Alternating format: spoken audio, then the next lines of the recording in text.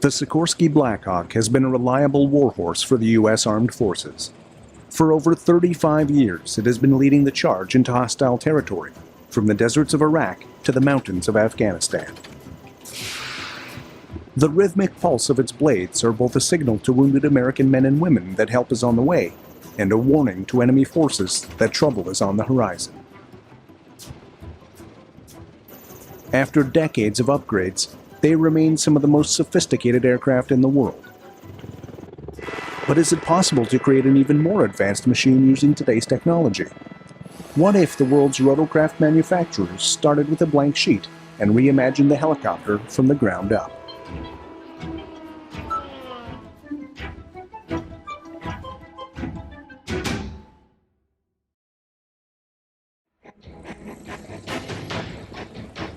In some ways, Vietnam was a helicopter war. Helicopters were key to moving troops and equipment in and out of hostile territory and airlifting the wounded to safety.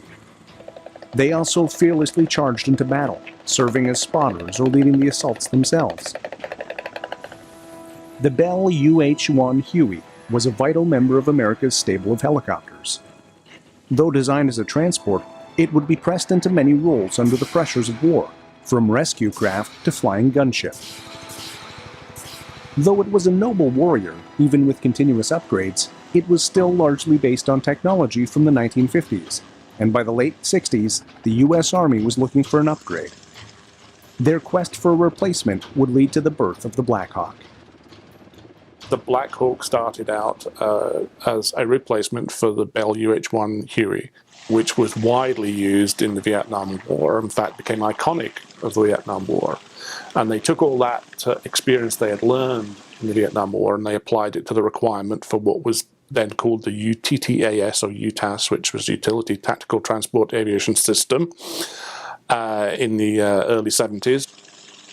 Three of today's leading rotorcraft manufacturers took up the UTTAS challenge, designing the heir apparent to the Huey: Bell Helicopter, Boeing Vertol, and Sikorsky. After evaluating the proposals, Boeing and Sikorsky were given the go-ahead to construct prototypes. An intense competition between the two designs followed, with the Sikorsky Black Hawk ultimately winning the crown from the Huey. It wasn't long before the Black Hawk was building its own name as a legendary rotorcraft. Really what made the Black Hawk the helicopter it is they took all that experience they learned in the Vietnam War about survivability, about crashworthiness, about the ability to carry a complete team of soldiers, not have to have several helicopters to carry them. And that really made the Black Hawk the utility machine it became. The Black Hawk design has proven to be so robust that it's been adapted for the Navy as a Seahawk. It's also used around the world with many different countries. It's one of the most ubiquitous helicopter designs of the 20th century. Extensive modifications have kept the Black Hawk at the forefront of technology, but it is still based on a 40-year-old design. As tough a warrior as the Black Hawk has been, after participating in 2 desert wars, there were questions about its suitability in future air battles. Has the Black Hawk finally reached the end of the line? Even though they've gone from the UH-60L to the UH-60M and they've got bigger engines and a bigger rotor, they now find themselves operating in high temperatures and high altitudes, and they realize they don't have the performance they thought they had. Not only that, but they're being shot at again and they're crashing in sand and other problems. So they really come back from Iraq and Afghanistan realizing that the helicopter that's done them well for the last few decades is not going to do them well for the next few decades. So they start to lay out their plans for a replacement and to take all that experience they've learned from fighting in the desert and fighting in the mountains and apply it to a new helicopter that they think will be more suited to a future war that is not on a flat, grassy, green battlefield somewhere, but is going to be, they don't know where. And that's the point. They want a helicopter that will fight wherever they end up fighting. The U.S. Army's FVL, or Future Vertical Lift program, was conceived to explore replacements for not only the Black Hawk, but for the rest of its aging stable of rotorcraft. The new breed of rotorcraft will not only use the latest breakthroughs in technology, they will also share common parts, making building and maintaining the fleet a more economical process. JMR, or the Joint Multi-Role Helicopter Program, is a competition to evaluate the technologies that will go into FVL helicopters. So JMR is being led by the Army, but it's developing technologies in concert with the other services for the Future Vertical Lift program. In the competition, both Bell and Karem Aircraft were looking at tilt rotors, and AVX and Sikorsky Boeing were looking at a compound helicopter. Now, each company had a very different take on these approaches, but the key was high speed and long range. The goal they've set is 230 knots. 230 knots is somewhere between 50 and 100% faster than a Black Hawk. A Black Hawk can do 170 knots. It never does 170 knots. The most it'll do is 150 knots. In hot and high, it'll only do 110 knots. So when you talk about 230 knots, you're talking about, in effect, twice as fast as the Black Hawk. And then you're talking about adding the range so they can go twice as far, twice as fast. So that's sort of like a threshold the Army said we want to look at. We want you, industry, to show us, the customer, that we can afford to go twice as fast, twice as far. That's what joint multi-role is all about. It does not mean that the Black Hawk replacement will fly twice as far, twice as fast as a Black Hawk, because the Army might still decide it can't afford to go twice as far, twice as fast. The JMR competition saw two relative newcomers in the rotorcraft world take up the Army's challenge to go twice as far and fast. The AVX Aircraft Company and Karem Aircraft, a company founded by Abraham Karem, the father of the Predator drone. So AVX and Karem both had really interesting approaches to this mission requirement. AVX was looking at more of a lower cost version of a high-speed compound, where Karem was looking at a really advanced tilt rotor, which they believed could hit much higher speeds and much longer range with what they call their optimal speed tilt rotor, OSTR. Bell Helicopter, manufacturer of the V-22 Osprey, put forth a similar-looking rotorcraft for JMR. A byproduct of its tilt rotor design is phenomenal power. The Bell helicopter design, it's actually a 280 knot machine, which is much faster than the Army says it needs. But that speed actually falls out of the amount of power that it needs to take off and land vertically. So they put these two 5,000 shaft horsepower class engines on it to be able to take off and land vertically at the sort of 30,000 pound gross weight that the Army thinks this thing is going to weigh, which is about 10,000 pounds more than a Black Hawk. And then once you put those rotors down into cruise mode and it becomes a turboprop, you've got the power on board to go 280 knots, maybe even faster. So Bell uses that as an advantage when it does all of its tactical calculations about how many V-280s do you need to cover an area of responsibility, a battlefield. They've got this enormous speed advantage, and speed equals range in this case. It's how far can you go in a set amount of time. So to them, they use speed as an advantage. The team of Sikorsky Boeing have a head start in their Defiant, conceived for JMR, having created two advanced compound helicopter prototypes with their own funds. Sikorsky Bell, they've demonstrated with the X2 technology demonstrator that they can go to about 260 knots with this coaxial rotor, rigid coaxial rotor design. The Raider, which is the slightly bigger prototype they're building, they're aiming for about 240 knots. They think it will go faster than that, but they're aiming for about 240 knots, clean, with the weapons tucked away. 220 knots if they have the weapon doors open and the weapons deployed. JMR, they're saying 230 knots. They think it will probably go as fast as 270 knots when it's clean. These are fast machines. The Army narrowed the field of competitors from 4 to 2. It's not that surprising that Bell Helicopter and Sikorsky Boeing were the last two left standing. Though all teams had something unique to offer, the Army may have chosen to make a safer bet by siding with the larger companies with a longer proven track record. The great difference in their approaches allow the Army to evaluate two completely different systems. The approach from Bell is a tilt rotor. The tilt rotor tends to be inherently better at cruise and more efficient for loiter because it has a wing. It can use wing-borne flight and use aerodynamics to keep the aircraft aloft rather than the helicopter's rotor pushing down. A compound helicopter, which it basically takes a helicopter and puts a pusher propeller on it to make it go faster, and it can also go farther because it's not using the helicopter rotor to do both lift and forward thrust. And that's what Sikorsky and Boeing are looking at. The origins of Sikorsky Boeing's choice of design go back to the early 2000s, when Sikorsky was working on its own. The success of the Black Hawk enabled them to take helicopter technology in new directions. Sikorsky was making a lot of money on building Black Hawks by the hundred for the Army. And they basically decided to start putting some of that profit into demonstrating technology for what they thought the next generation of rotorcraft would be. Now, they went off and they looked at all the possibilities. They looked at tilt rotor. They looked at variable diameter tilt rotor. They looked at other possibilities, and they came down on a design they'd actually done before.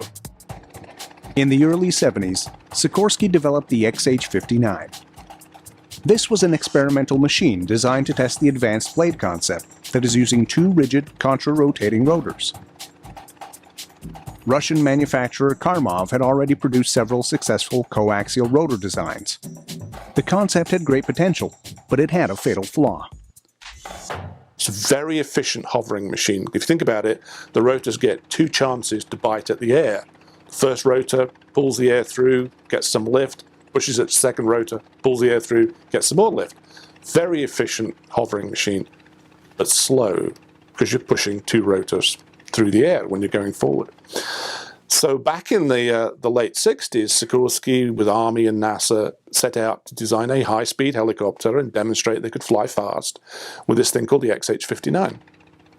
So the XH-59 had coaxial rotors, but they were very close together. They were very stiff so they wouldn't bump into each other, but that allowed them to put them only inches apart, which dramatically reduced the drag of the rotor system when they pushed it forward because the rotors were close together. There wasn't a long, thin mast between the rotors. If you look at a Kamov design, several feet between the rotors. You push that forward, it generates a lot of drag. So they did this, they flew this, they did something around 260, 270 knots. But it was very complicated. It took two pilots to fly this helicopter, and it had four engines. It had two engines driving the rotors and two jet engines pushing it forward. So basically they decided that's not a good idea, and that went back on the shelf. Though the XH-59 was overly complicated, might advances in technology make the basic concept the foundation for a new generation of helicopters? In the early 2000s, there's Sikorsky saying, what's the next generation of rotorcraft? And they looked at all of the technology we've developed since. They looked at fly-by-wire, they looked at composites, they looked at integrated flight and propulsion control, they looked at vibration suppression, active vibration control. And they said, we can do that. We can do what we did with the XH-59, but we can do it with one engine, one pilot, and less vibration at twice the speed of a Black Hawk. So they set out to demonstrate with a thing called the X2 technology demonstrator. So this uses a very closely spaced coaxial rotor, counter-rotating rotor, and then a pusher propeller. And they've proved with their X2 demonstrator that they could reach speeds of about 250 knots. Very successful, done as a sort of a rapid prototype in a sort of skunk works type operation. Small team, put it together, flew it. Having shown that, they then decided to put more of their money where their mouth was, and they decided to put $200 million of industry money into building two prototypes of a light tactical helicopter called the S-97 Raider. The X2 and S-97 Raider were not developed specifically for the JMR competition. Originally, Sikorsky hoped to replace an aging scout helicopter, the Bell OH-58 Kiowa. The S-97 currently is not part of the future vertical lift family of aircraft. It's a company-funded demonstrator that they would like to have purchased by the Army and other services as a light attack helicopter. The Army has had an outstanding requirement for decades now to develop a new attack scout helicopter. It was going to be Comanche, but then after billions of dollars and a couple decades of development, they ended up having to cancel that program. Sikorsky hoped by building and flying the X-2 and S-97 Raider, the Army couldn't help but purchase their design for a new high-speed scout helicopter. It was a gamble that didn't work out as Sikorsky had planned. Well, it went a bit awry. The Army sort of lost direction, really. And then eventually, when the budgets got tight, the Army decided it couldn't afford an armed scout helicopter. But Sikorsky just kept going, and it will build and it will fly the S-97, and they'll demonstrate it to the Army. And they're hoping that, you know, when budgets ease off and the Army realizes that it really does need a scout helicopter, they'll be there and ready when they come back. And there may be other requirements. The special operations folks have still got to replace their Little Bird helicopters, so they think there's something out there that eventually they may come. Meanwhile, the S-97 Raider is a good stepping stone towards joint multi-role and future vertical lift. It's significantly bigger than the original technology demonstrator, but it's significantly smaller than the joint multi-role. So joint multi-role takes that next step in size. Sikorsky has a larger version of the S-97 in development, especially for the JMR contest, known as the Defiant. This is a medium-sized helicopter and a Black Hawk replacement. JMR will ultimately call for 4 sizes of helicopter to be produced to replace 25 helicopters currently in operation. Sikorsky's proven ability to scale its compound design could be a key advantage.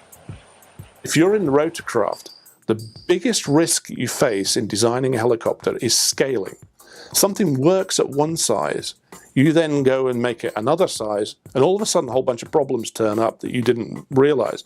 So if you're going to convince the Army that high speed is doable and affordable, you've got to get rid of all the areas of risk that you can. So scaling this up from the X-2 technology demonstrator to the S-97 Raider and now to the JMR TD allows Sikorsky to remove the risk of scaling. Sikorsky boosted its odds of success by partnering with another giant in aviation and one of its great rivals. Along the way, Sikorsky surprised us all by teaming with Boeing for this. Up till then, everybody had expected that Boeing would bid on its own. Not because they really had any incumbency on the Black Hawk. That was Sikorsky's business to win or lose. But because the Army was saying that eventually either the actual vehicle or certainly the technology that was in the Black Hawk replacement would be the basis for the Apache replacement. So Boeing was looking, saying, we're the incumbent on Apache, we've got to protect our turf, we've got to be in on JMR and FVL, because if we're not, and then the Army does decide to take the dynamic system or the entire airframe and repurpose it for the attack mission, we'll be out of the running. So Boeing was doing its own work, and Boeing actually was heading towards a tandem rotor design, because if you look at Boeing, they do a lot, Chinook, very successful. And the mission for the Black Hawk replacement drove Boeing to a tandem rotor. It was never going to that was not going to work, that was not going to be competitive. So eventually they decided to team. So now you have the company that's the incumbent on the Black Hawk and the company that's the incumbent on the Apache, which make up 60% of the Army's helicopter fleet, tied together on the potential replacement for all of those helicopters. They stayed with Sikorsky's X-2 configuration, but Boeing brings in its composite airframe technology, its integrated avionics technology, and other things like that to help Sikorsky make this design as competitive as they can. Though Sikorsky and Boeing made a formidable team, they faced stiff opposition from legendary rotorcraft manufacturer Bell. Bell's V-280 Valor builds on many of the lessons learned from years of research in tilt rotor design. Bell is describing the V-280 Valor as what they call a third generation tilt rotor, which makes you go, what are the other 2 generations? Second generation clearly is the V-22 Osprey. The first generation is the XV-15, the original experimental tilt rotor that flew back in the 1970s, I think. That was an extremely successful aircraft. The XV-15 proved the potential of the tilt-rotor system. However, when creating the Osprey, designers had a tough challenge meeting the rigid set of new requirements set by the Marines. One of the challenges with the V-22 Osprey is it had to fit on the Marine Corps' assault ships and be able to taxi past the island. So that made the wingspan much shorter than it would have liked to have been. Then also having to rotate the wings and fold the blades, make it very compact for storage under the deck, made it more complicated.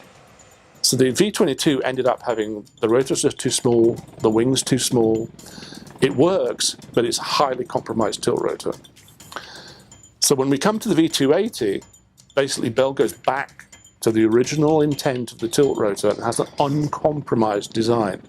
Because this thing doesn't have to fold, it doesn't have to go on a deck, it doesn't have to go under a deck, they can make the rotor diameter what it should be, they can make the wingspan what it should be, they can take the forward sweep off that they put on the V-22, they can remove that and have a straight wing which is lighter.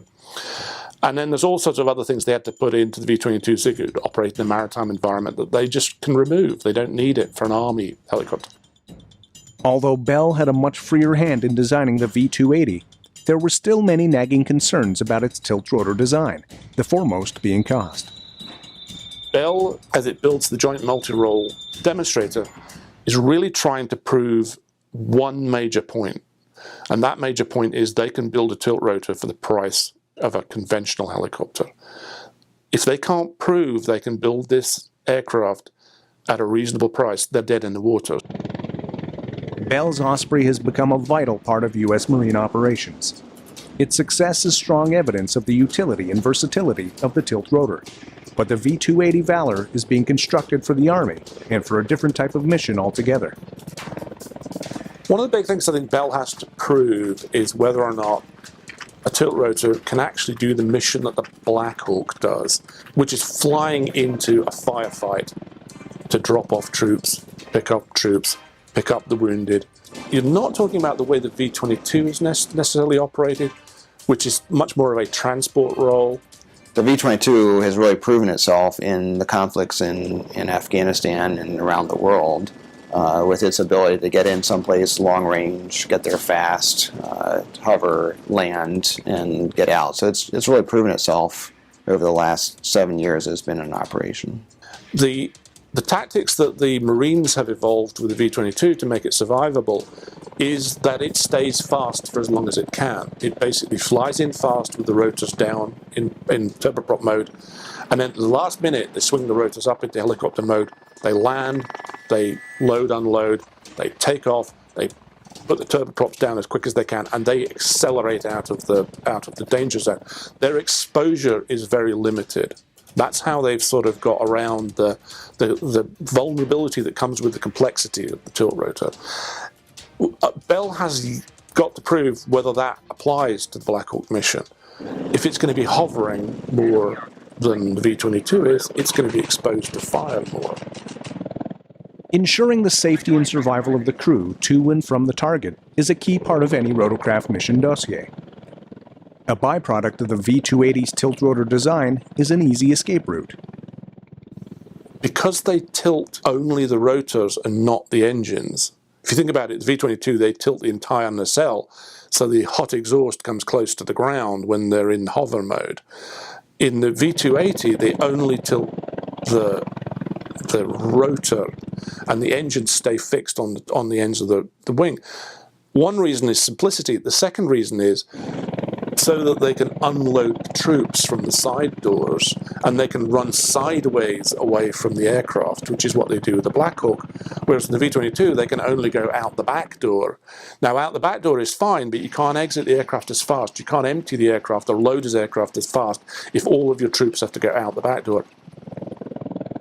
The V-280's side doors provide a faster means of escape than those of the V-22, but both aircraft are enticing targets for enemy fire. It's hard to say whether a tilt rotor is more vulnerable than a conventional helicopter. It still has engines, gearboxes, rotors, all of which are things that can be shot at. It's really more a case of it's a physically larger signature to shoot at, and it's really this: can they minimize the amount of time that it's on the ground, and can they harden it? I mean, can they make sure that the rotor system can take a shot? On the V-22, they're able to minimize the exposure by the way they operate it. Where the Army may operate a tilt rotor would be very different. So it's going to be a different calculation, and that's going to be a key part of the demonstration. The Army has a difficult decision to make, choosing between excellent proposals from Bell and Sikorsky Boeing. They are hopeful that this new rotorcraft will be instilled with one quality absent from the Black Hawk: self-sufficiency. The Army wants whatever it buys to replace the Black Hawk. It wants it to be able to self-deploy. At the moment, if you go abroad with a Black Hawk, you either have to hop from island to island, in effect, to get somewhere, or you have to pack them up, put them in a C5 Galaxy or a C-17 and fly them. And that takes an enormous amount of strategic airlift to move all of the Black Hawks needed to support an Army division or something like that. The goal the Army has set is they want to go 2,100 miles, which is the longest leg anywhere in the world. It's Hawaii to Los Angeles, I think. No refueling, all the fuel in extra tanks on board the helicopter. So basically, when an Army division deploys, the helicopters will go out on their own and will be waiting when they arrive. That simplifies it for the aircraft designers. They've got to put the fuel in there, but it means you don't have to fold this thing up to go inside an aircraft. You don't have to take the rotors off, make it fit. For Bell, that's a big advantage because that removes one of the big problems of the V-22 is the weight of all that folding mechanism is a huge weight for the V-22 and makes it very, very relatively inefficient for a tilt rotor. With a V-280, they can bolt the wing onto the fuselage. They can go for a very simple structure. It's all composite. The V-22 is composite, but it's what people call black aluminium. If you go in a V-22 and you look at the structure, it looks like it's aluminium. It has fasteners, it has frames, it has stringers, it has all things you'd expect in an aluminium structure, but it's actually carbon fiber. If you go into a V-280, they've gone to the what you can do with composites. Big self-supporting structures, some major frames, but not lots of frames, not lots of stringers. It's basically honeycomb stiffened structure for the wing and the fuselage, which is very light and very simple to produce. The JMR competition is more of a marathon. Sikorsky, Boeing, and Bell are building rotorcraft to test and demonstrate technology only. The actual competition to build the Black Hawk replacement is to follow. Everybody involved gets a second chance. Not only that, but on the current plans, the Army intends in the FVLM program to fund 2 competing Y-plane prototypes. So we could have a situation where Bell and Sikorsky Boeing fly their demonstrators in 2017, go into another competition, and then fly Y-plane aircraft in 2025, and then down select to the aircraft that would be finally developed to replace the Black Hawk. So we're a long way from knowing who's won here. And it's important to remember that the Army has this second chance to choose, and also the Army has yet to decide it wants a fast helicopter. After all this, it could decide it wants a conventional helicopter because it's cheaper. After all this, the Army could decide to upgrade the Black Hawk again. It's done it from the A to the L and from the L to the M. There could be another generation of Black Hawk to come along. They're already planning to put a bigger engine in the Black Hawk, the ITEP engine. Sikorsky also has technology available to put an active rotor on the Black Hawk. I don't know whether in some dark room they've got some way of putting a coaxial rotor on a Black Hawk. We don't know. All we know is it's likely that the Army will upgrade the Black Hawk again, and it's possible they may go for a conventional helicopter to replace their fuel. They may not go for either of the fast rotorcraft. With the Black Hawk replacement 20 years away, one has to question if the Army's timeline makes sense, and whether the technology developed in that time frame will be worth the wait. 2035 is a very long time from now, But some of that is we want to get this right. This is the first new development aircraft for the Army and most of the other services basically since the 1970s. So we want to see what is possible with the current state of the art, what we can prove, what would be possible for the next generation of aircraft. Both Bell and Sikorsky Boeing have excellent designs and proven track records constructing rotorcraft for the U.S. Armed Forces. But who holds the edge in the competition? Perhaps Sikorsky Boeing's biggest advantage isn't technical. It's that they have the most to lose.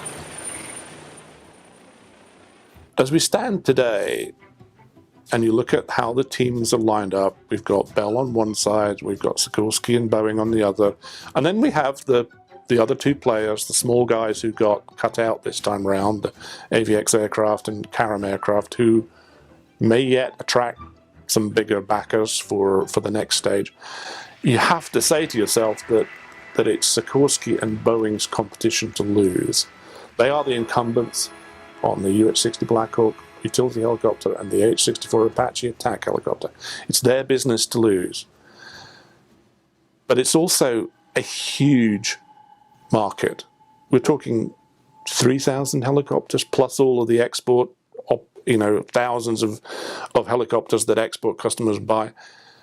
Nobody's going to let them just walk in and take that. They're going to have to prove they can do it. They have a good technology base. They've flown the X2 technology demonstrator. They're building the S-97 Raider. That configuration with the rigid coaxial rotors and the pusher propeller on the back is going to be well proven by the time they fly their demonstrator. On May 22, 2015, a test took place critical to the future of Sikorsky Boeing's compound helicopter design. On that day, the S-97 Raider was to lift off for the very first time. Scientists and engineers gathered at the Sikorsky Development Flight Center in West Palm Beach, Florida, to scrutinize the event. They watched anxiously as pilots Bill Fell and Kevin Bredenbeck gingerly took the Raider into the air. All right, just a few words here. So another first and a proud heritage of first for Sikorsky Aircraft is now in the history books. A special thanks goes out to the entire Raider team, Kevin and I, for building this phenomenal machine. A month after Sikorsky's triumph, it was announced that defense manufacturing giant Lockheed Martin was purchasing the company for $9 billion, perhaps bolstering its hand even more in the helicopter competition. Still, even with the success of the Raider and the added support of Lockheed Martin, victory is not a foregone conclusion. Sikorsky Boeing still have much to prove to win the next phase of the competition, as do their main rivals, Bell. Bell has a higher hill to climb. They can offer very high performance with the tilt rotor, but they have got to prove they can build that rotorcraft at an affordable price. They've also got to prove that it can do the Black Hawk mission. The V-22 does not spend a lot of time hovering. Black Hawk spends most of its time hanging around hovering. And so the other thing that Bell's got to prove is they can hang around and hover as efficiently as a rotorcraft. Sikorsky and Boeing don't have that problem. They know that they can hang around and hover efficiently. A coaxial rotor is a very efficient hovering machine. They've got to prove that that whole combination, the complexity of having two main rotors and a propeller on the back and integrating all that propulsion with flight control, they've got to prove to the Army that that's worthwhile. So they've got to prove that it's affordable. They've also got to prove there's some interesting ways you can fly the helicopter when you've got that propeller hanging out the back. You can do flat attitude approaches. You can hang on it, point the helicopter. They've got to prove that that means something in the utility mission. It isn't just nice to have, but you can actually do some real things. So they've got some things to prove as well. But as we stand today, you've got to look at what Sikorsky and Boeing have to lose and think that they are going to put everything into winning this. Bell, it's not as existential for Bell. It's not business they now have. If they lose this, they don't lose business they already have. If they win this, they win a market they don't have. But there is no doubt that for the US rotorcraft industry, this competition for FVL, Future Vertical Lift, is the one that's going to decide who dominates the industry for the next 50 years. It will be a long time before the shape of the next generation of rotorcraft becomes clear. Much time and money is being invested by Sikorsky Boeing and Bell to create new, faster helicopters, but the Army still might choose to go with a slower, cheaper design. Still, the knowledge gained constructing these awesome machines might still be applied to more conventional rotorcraft.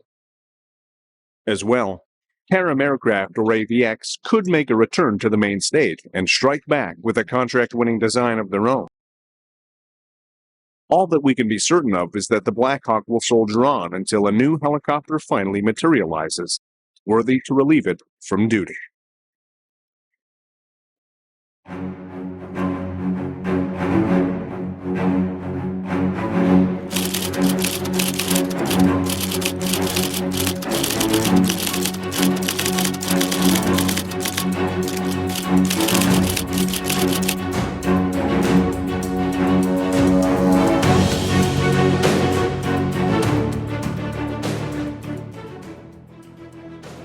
He was a Russian by birth.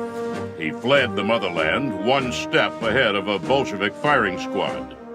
He designed and built the first four-engine airplane, the first airplane with an enclosed cockpit, and together with Charles Lindbergh, cooked up the seaplanes that made international airlines practical.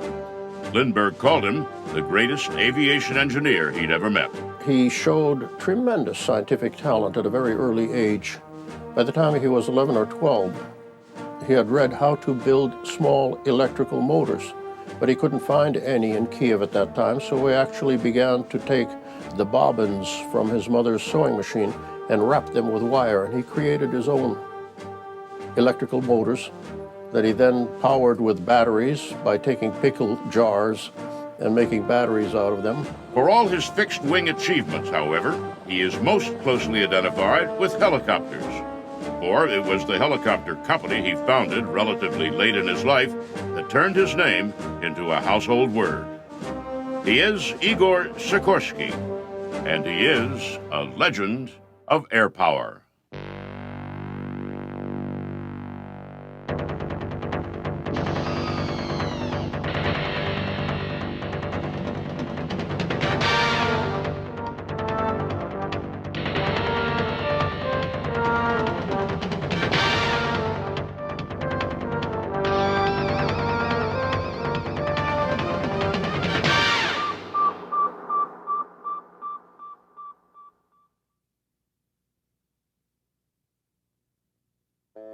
Igor Ivanovich Sikorsky was born May 25th, 1889 in Kiev, Russia. His father was a psychology professor and his mother a doctor, and together they nurtured their son's early interest in science. His life was in a home in which he was felt very sheltered, very secure, very happy, in a home in which his father encouraged scientific research and encouraged daydreaming. He read what today we call science fiction books, primarily Jules Verne. He loved Jules Verne, 20,000 Leagues Under the Sea, 80 Days Around the World, Voyage to the Moon. But primarily, there was one book, Robur the Conqueror, also known as, prophetically, The Clipper of the Clouds. And it's very, not too well known here in America, but it's a book that describes a flying machine very accurately, actually a helicopter. Very, very accurately describes a helicopter some, obviously, 40, 50 years before it was ever flown. He attended the Petrograd Naval College, but left in 1906 to study engineering in Paris, then the center of aviation in Europe. His time in France was a revelation. The Wright brothers were demonstrating their flyer outside Paris. The sky seemed filled with airships, and everywhere there were aeronauts and engineers collaborating on bigger and better flying machines. He returned to Russia and enrolled at the Mechanical Engineering College of the Kiev Polytechnical Institute. He started pestering his parents to send him to Paris, because that was where the Wright brothers were flying. That's where, immediately after the Wright brothers' success, The Europeans tweaked their airplanes a little bit so as to pick up a little bit of the know-how that the Wrights had demonstrated, and flying exploded in France. In 1909, armed with an engineering degree, he returned to Paris.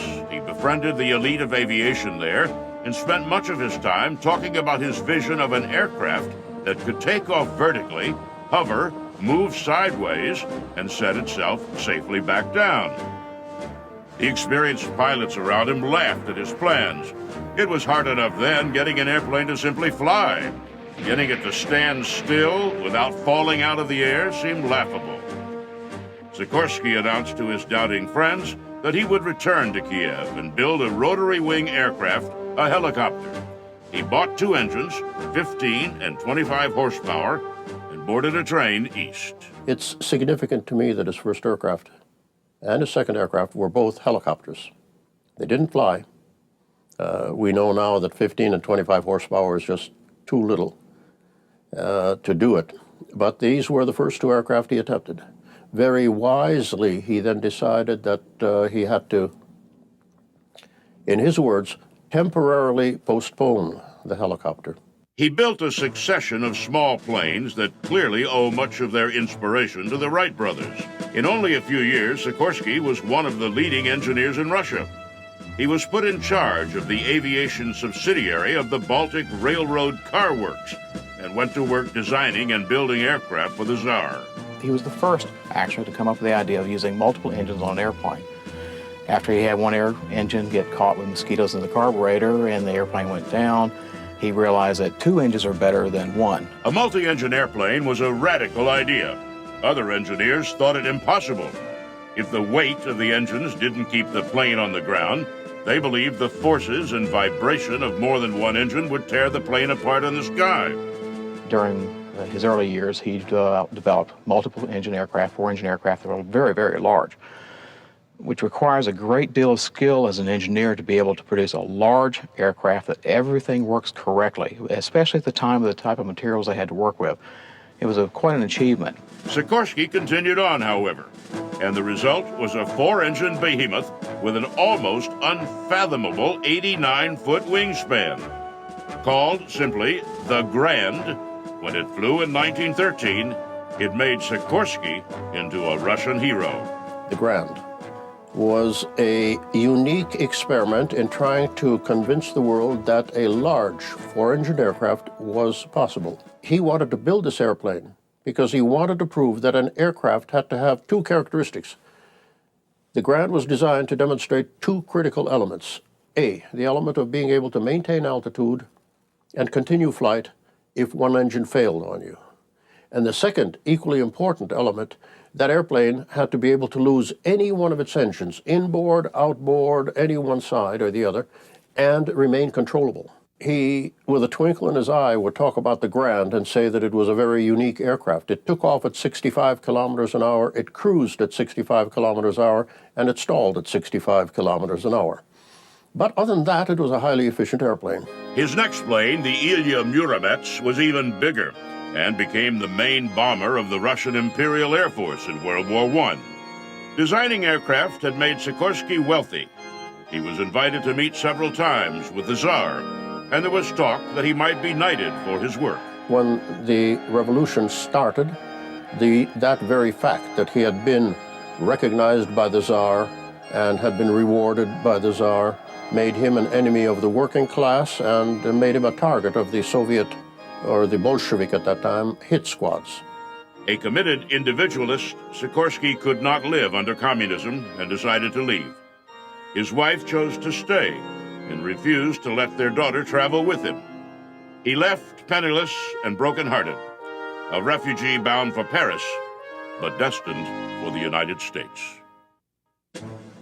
After fleeing the Russian Revolution, Igor Sikorsky tried to find work in Paris. The World War I was still on in 1917, and so he went to France, where the French aviation authorities knew him very well because that he had purchased during the war a large number of French as well as British engines for his 4-engine bombers. They commissioned him to build a large bomber for them. But when World War I ended, so did the French commitment to aviation. And with no other option, he sailed for the United States. My father then spent some weeks studying the situation and then decided that he would go to the United States because he felt that this very, in his words, this very great and wonderful country was probably the only nation which would accept a penniless immigrant with the dream to start building airplanes again. Though famous in his own country, he was unknown in the United States. He arrived in an unwelcome wave of refugees. There were no opportunities for him in aviation. With World War I ended, no one was building new aircraft. The glut of military surplus biplanes supplied the embryonic commercial aviation business with all the planes it could handle. With nothing else to do, Sikorsky tutored Russian immigrants on New York's Lower East Side. He lectured on math and astronomy and aviation. He lived in poverty, but never let it break his spirit. And as time passed, he built up a following in the large community of Russian refugees. His optimism seemed boundless, and his vision of the amazing future of flight made what were really little more than daydreams seem real. For a lot of the Russian immigrants, he was something of a hero, something to aspire to, having come here as an immigrant and having all these dreams that he was so anxious to fulfill. In the early 1920s, Sikorsky resigned himself to the fact that he would never again get to design and build aircraft. Then, in 1923, a group of Russian emigres approached Sikorsky. They had a small amount of money and were willing to work. Would Sikorsky do them the honor of helping them design and build an airplane?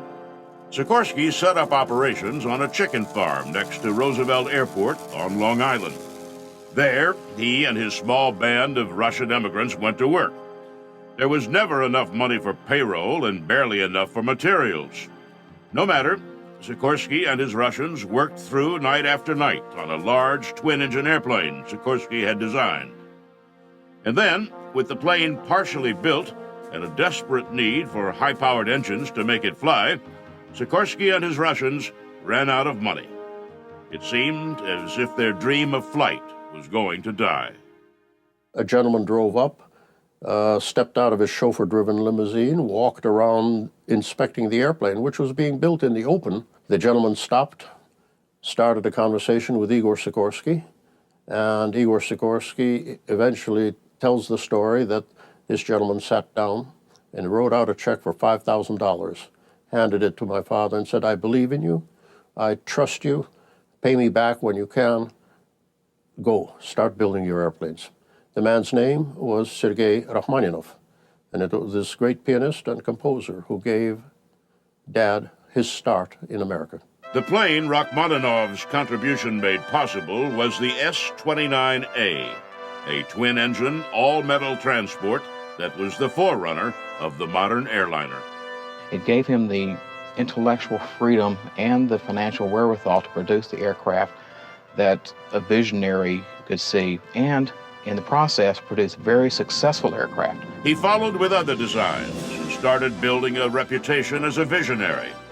In 1930, he gave a newspaper interview in which he described a glimmering future of sleek metal aircraft carrying hundreds of passengers from continent to continent.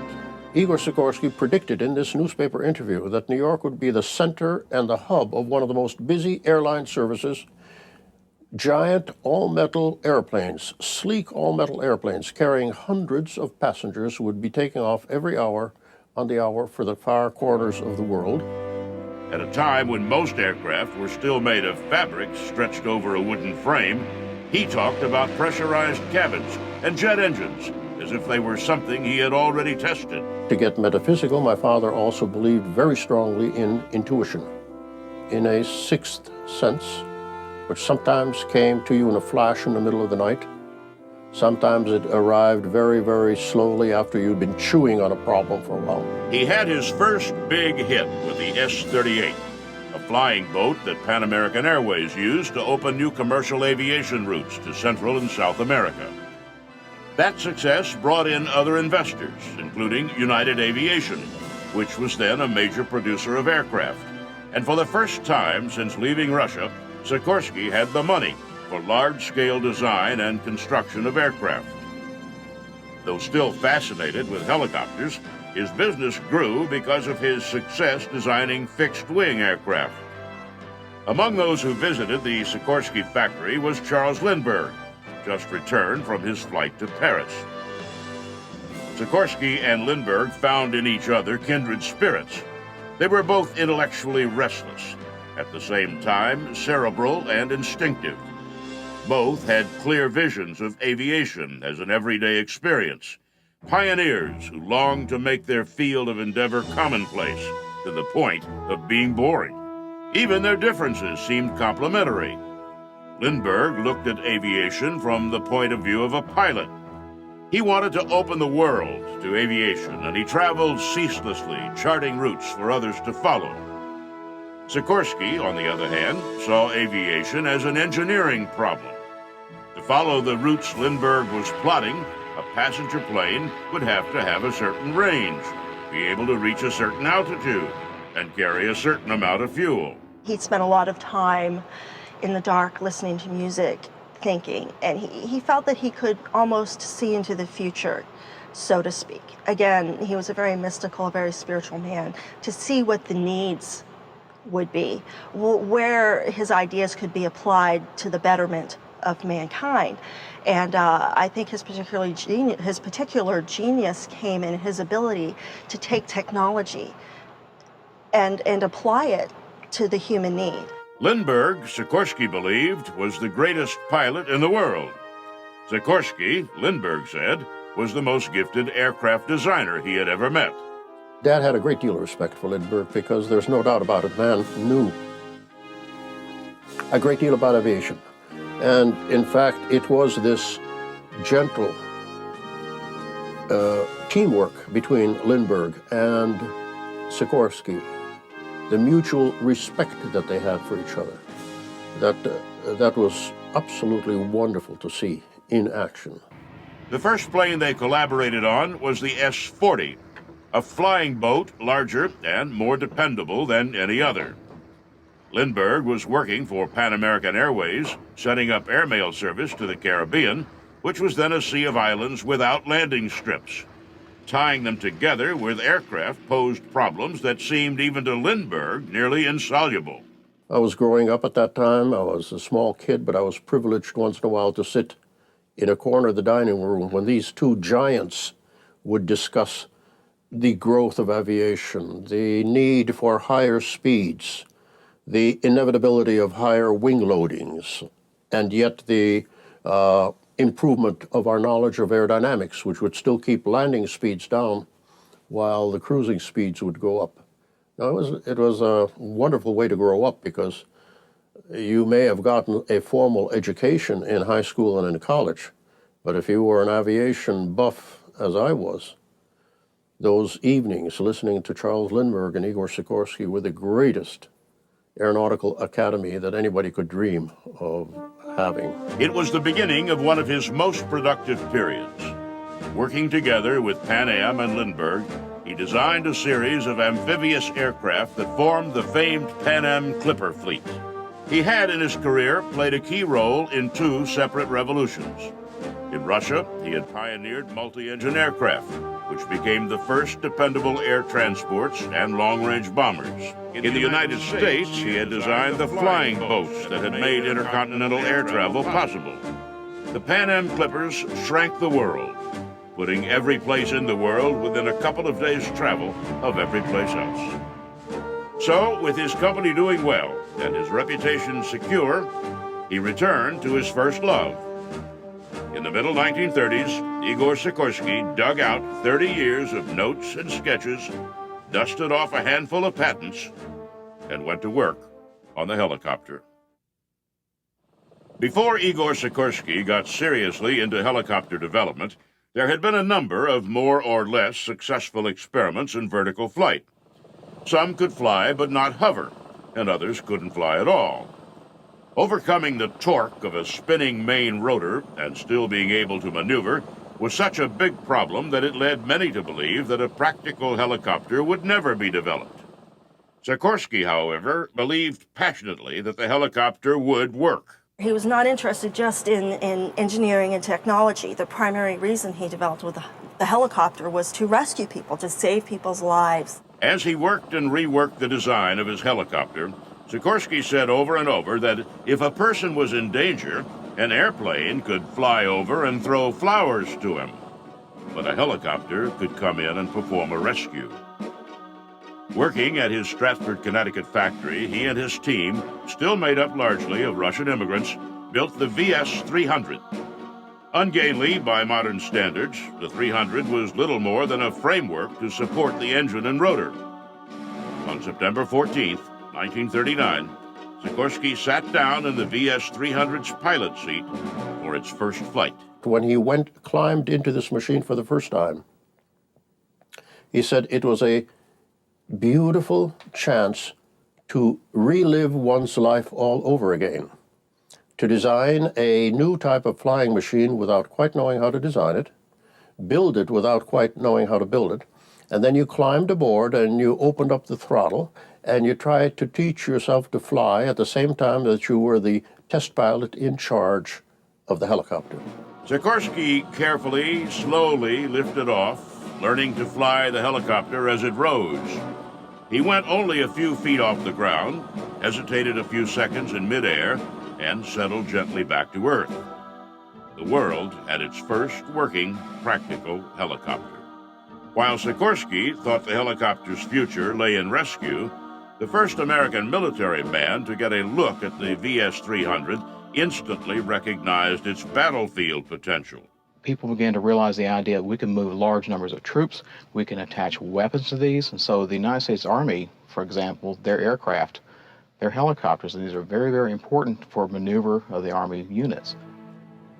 In 1942, while looking for aircraft that could be developed to fight German U-boats in the North Atlantic, two Coast Guard officers paid Sikorsky a visit. They watched in awe as Sikorsky lifted 25 feet off the ground, lifting a second man below on a suspended rope ladder. In their report on the test, they said Sikorsky's machine had many advantages over the blimps the Navy had developed for anti-submarine warfare. They recommended the Coast Guard buy 3 or 4 for testing, but the Navy balked at the $250,000 price tag. When the officers pointed out that helicopters could serve a search and rescue function, the War Department replied that the Navy was not interested in life-saving. They just wanted to get on with the business of killing the enemy. I think he was aware that inevitably, sometime sooner or later, it would be used as a military instrument of war. But that he said, was not the fault of the helicopter, because for every single person that it killed, he insisted quite logically that it probably saved 100. For the remainder of his life, Sikorsky designed and built helicopters.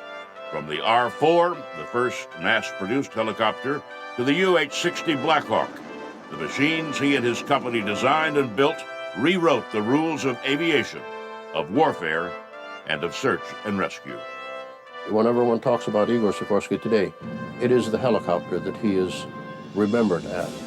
And that's, I think, justifiably so. It is the last and, in many respects, the most important piece of equipment that my father invented and left for mankind. When I asked him about it, he said he had a number of favorite aircraft. And obviously the Grand, the first prototype 4-engine aircraft, was one. The flying boats were another one. But I believe also he himself felt proudest of his achievements in designing the helicopter.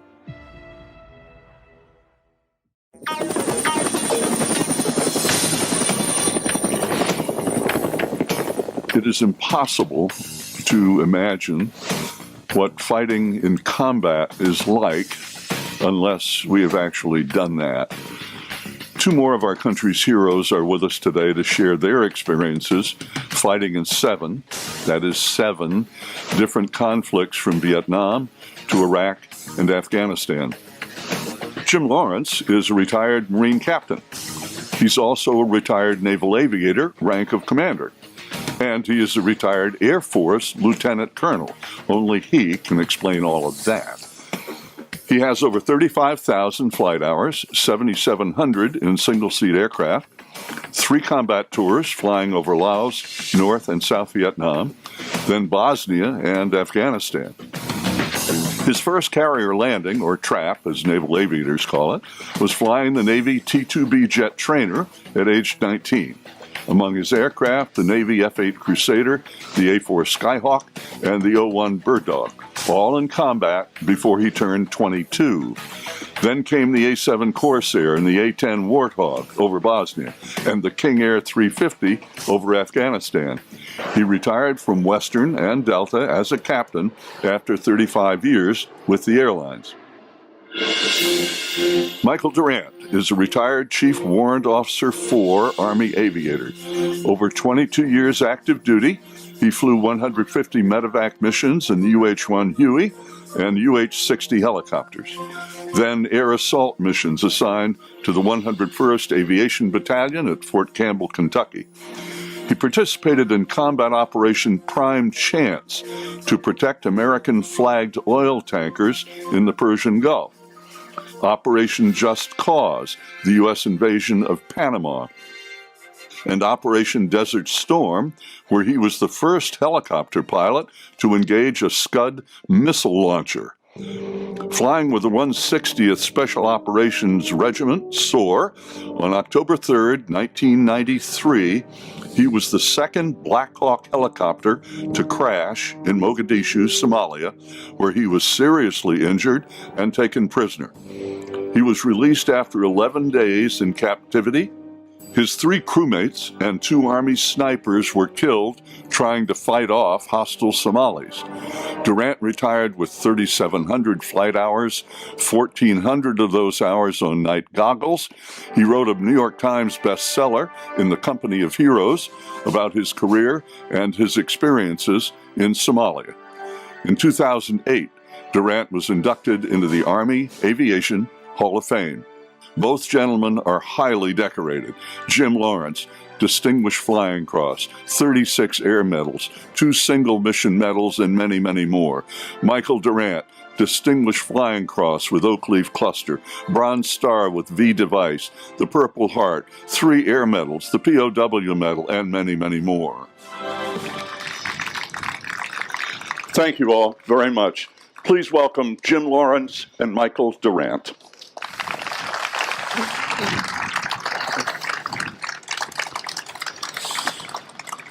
Jim. Sir? Oh, God, don't call me sir. Darn. You just heard it. You're a Marine, and I'd heard, once you're a Marine, you're always a Marine, but you retired from the Marines and became a naval officer and aviator. And then you retired from the Marine Corps and became an Air Force pilot. Now, what was this all about, Jim? I just couldn't keep a steady job. Michael, he missed Army aviation. I mean, how hurt are your feelings? It's not over yet. I mean, maybe he's saving the best for last. Right. Jim, start us off, would you? In all your flying, start with, what, the A4 in Vietnam? Yes, sir. We had, when I got my wings, we went overseas, deployed to Chu Lai, Vietnam. And I was assigned, I was a young lieutenant, 21 years old. And I was assigned to VMA 211 out of Chu Lai and was flying combat missions there. And then they asked for volunteers to go to the Bird Dog as a FAC. And being 21, I figured, what could possibly go wrong? And so I volunteered to go be a FAC. So that's how. So you went from flying A4 at 400 or 500 miles an hour to flying a Bird Dog at, what, 90 miles an hour? On a good day. On a good day? So what does that really say about you? I mean... That I'm a really slow learner. Tell me about the Bird Dog missions. The Bird Dog mission was probably one of the more rewarding because we were working with our ground troops in heavy contact, as Michael certainly understands. And our mission in the Bird Dog was to find the bad guys, well, depending on which side you're on, and which was usually not very difficult. And we would work with our ground troops. We would then identify the targets, bring in fighters. Because we were fighter pilots, we knew the capabilities of the aircraft. We knew the ordnance because we had been doing it. And I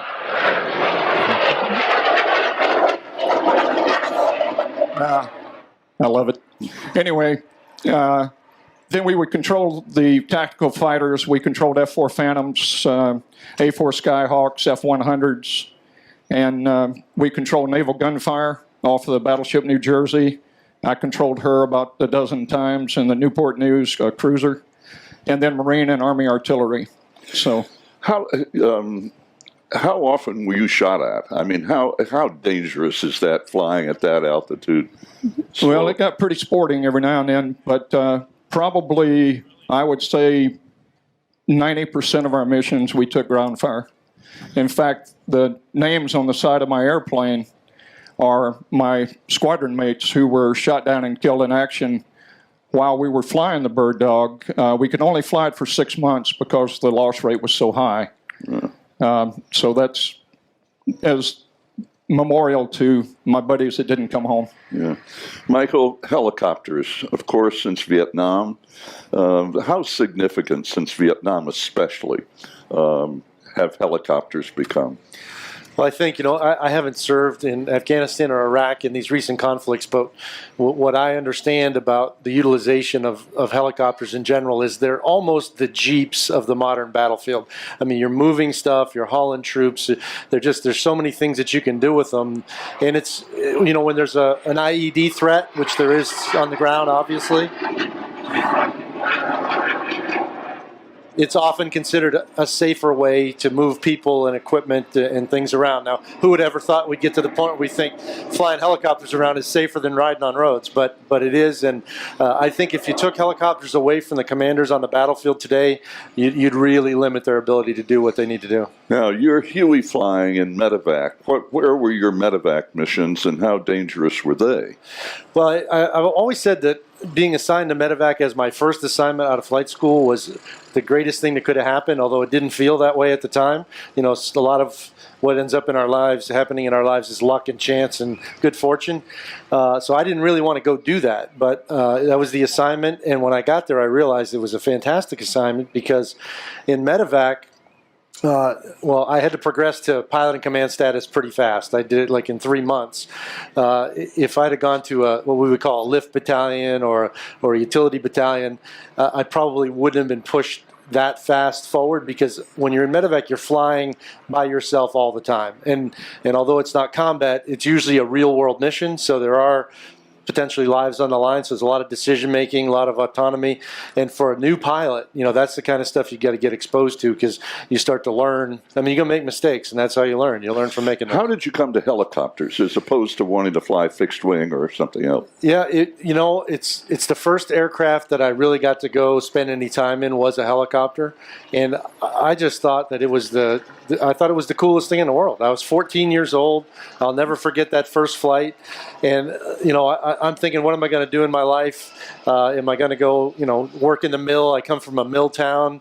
Nothing against it, but is that my career aspiration, or do I want to do what this guy's doing over here that seems to be having a blast, and he's getting paid to do it? So from that moment on, I really set that as my target. And where were you flying medevac missions? In Korea. My medevac assignment was in Korea, and I enjoyed it so much I extended. Normally we're there for a year, but I extended and spent 20 months there. And what were your experiences there? Challenging, but very rewarding. It's pretty difficult terrain for helicopters. A lot of mountains, a lot of wires. Seoul's a big city. You got the DMZ. So there's a lot of things that you're dealing with there, and don't have a lot of time to plan. It's a medevac mission, so the phone rings, you got to go, and you're out the door. So as I said, it's a really good place to develop those decision-making skills and aviation skills. Physically, when the bell rings, as you just suggested, how long does it take to get a helicopter off the ground? What's the process of being able to actually fly? How long does it take? I mean, you can start it in about 3 minutes if you really want to. Now, that's oddly enough, legacy aircraft are easier to start than current generation aircraft, because in some of the newer aircraft, you got to get things spun up and get alignments to occur, with the navigation systems and all that. But in these older aircraft, push the button, advance the throttles, and go. Doesn't mean you haven't done all the procedures you're supposed to do, but you do those ahead of time, right, so you can get the aircraft off the ground in just a few minutes. So, Jim, Bosnia, the A-10. So you've already flown a bunch of airplanes and you move into the A-10. Describe what it's like to fly that airplane and why is it effective? The A-10 is truly amazing airplane in its own self. It's the premier close air support aircraft. Let me just regress for a second and say something about the dust-off Army medevac guys. When I was flying the Bird Dog and flying the A-4 in Vietnam, the Army dust-off medevac helicopter guys were some of the absolute bravest, most amazing guys that I have ever supported and watched in action. These guys would go in and pull out our wounded, Marines or Army, it didn't matter. But when dust-off got the call, they went in and they did it. And it was just utterly amazing, Michael, what you guys did. And well, those were my predecessors, but it sort of set the culture for medevac and certainly all Army aviation. Absolutely. The dust-off guys, well, there's children and ladies here, but they carried certain parts of their anatomy around in a wheelbarrow. I might add that the last few years, retired Army General Pat Brady, Medal of Honor recipient, and Pat was supposed to have been with us today, but his wife has some health issues. But our hope is that General Brady will be back with us next year. I'm sorry, now back to your original question about the A-10. Fine. The A-10 is a very unique aircraft. If you listen to any of the grunts, grunts being infantry, guys on the ground, they love the A-10. It can carry a lot of ordnance, and it can stay on station a long time. It can put pressure on the target over and over again. And then with the 30-millimeter cannon that fires 70 rounds a second, we carried 1,142 bullets. And it is just the premier close air support aircraft. I know they're trying to replace it with the F-35, but it's just not the same. Yeah, what's your view of that? And it's in the media all the time about those who want to keep the airplane and those who want to get rid of it. Well, those that want to keep the airplane know what they're doing. And you talk to the infantry guys, and the only airplane, not to say that the F-16 and the F-18 aren't great airplanes, because they are. I mean, they're fantastic airplanes in their own way. But the A-10, the Warthog, is a unique aircraft specifically designed for close air support, and it can stay longer, carry more. So it's just, they're making a big mistake. The airplane's been upgraded in the cockpit to what's called a Charlie model. It's got a glass cockpit now. It's got a lightning pod so that you can designate your smart weapons on your own rather than have another aircraft do it for you. But it's just it needs to be there. So your early missions in Bosnia, tell us about the beginning for you of A-10 flying in Bosnia. Well, when we first got there, it was Operation Deny Flight. So we were flying patrols over Bosnia, just basically every day. We'd fly every day over Bosnia, working with the ground troops from all over the world.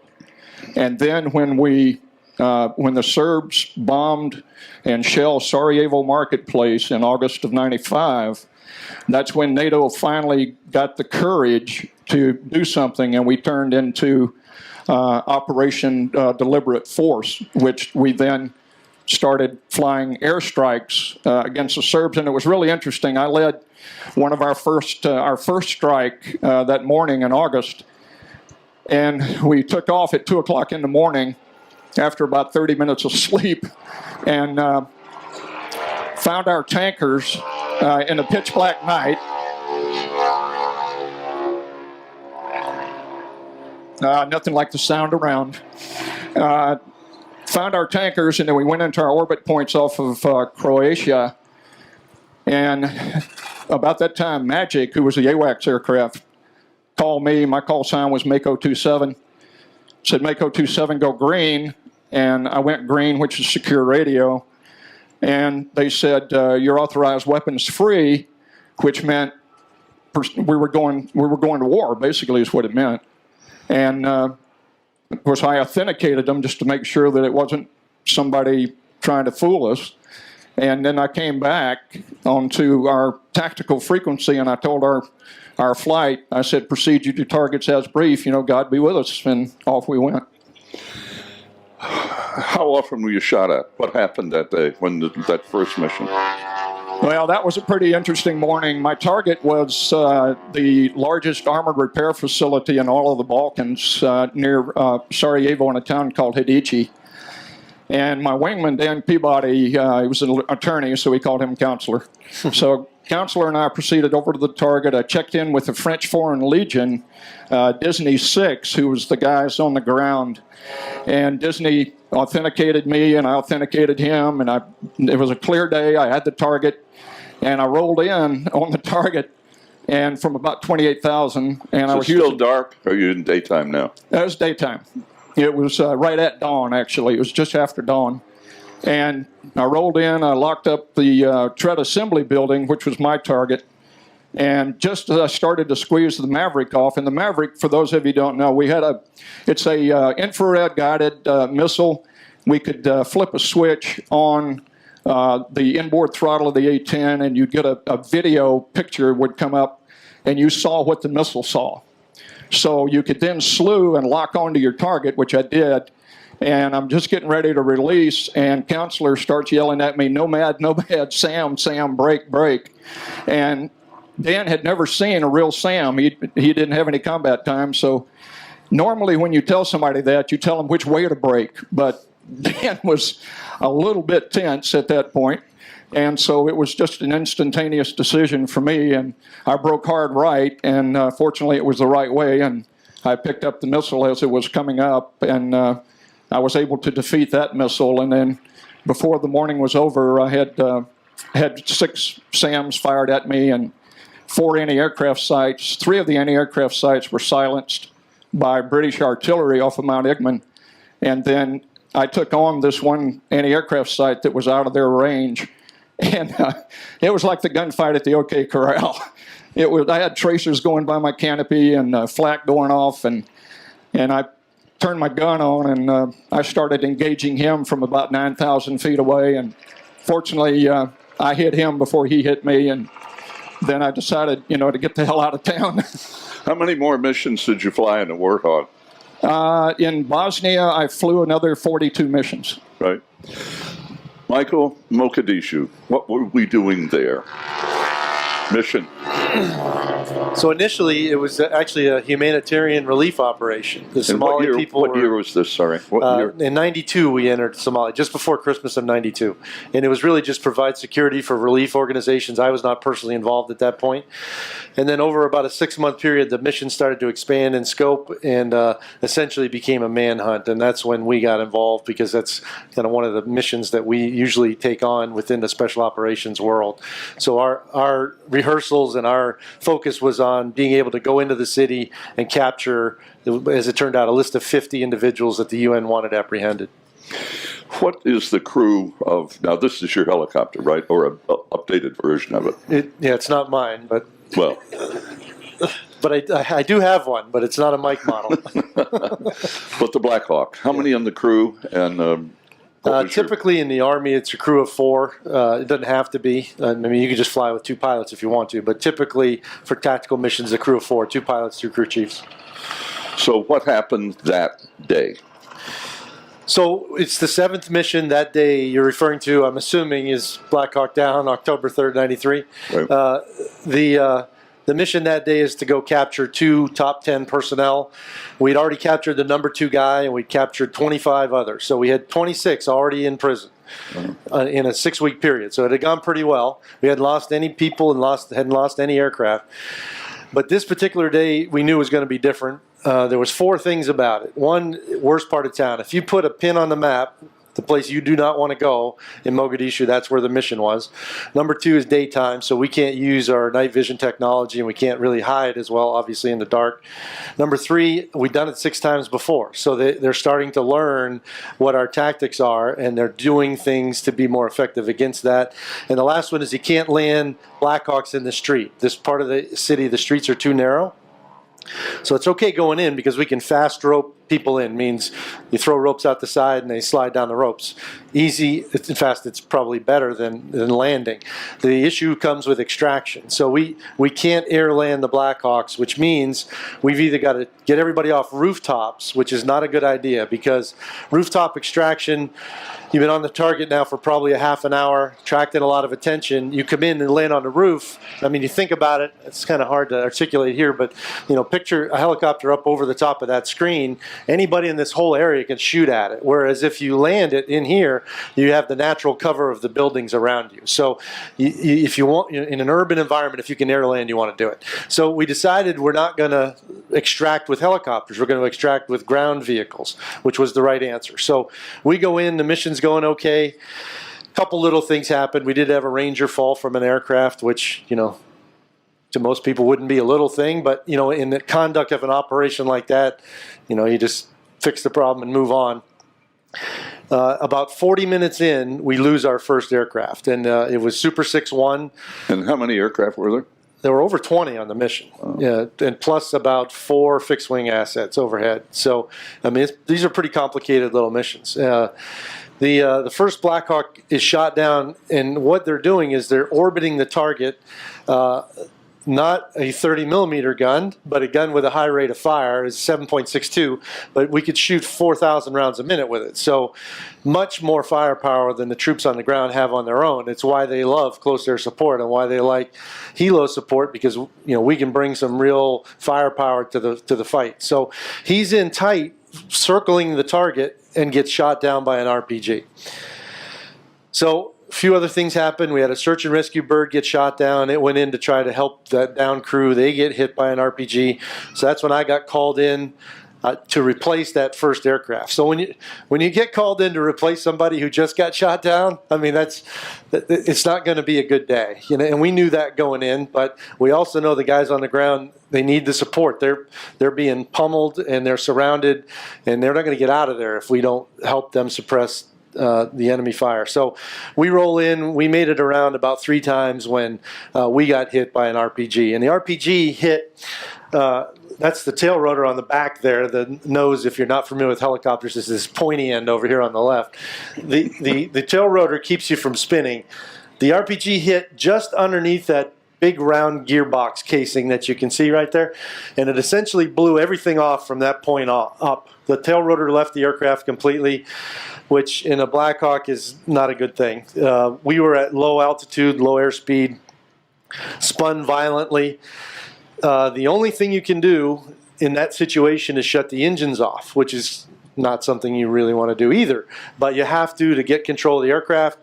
So we did. Ray Frank, my co-pilot, actually did it because a Black Hawk, if you get up close enough to see, the engine control levers are up overhead. They're not on the controls.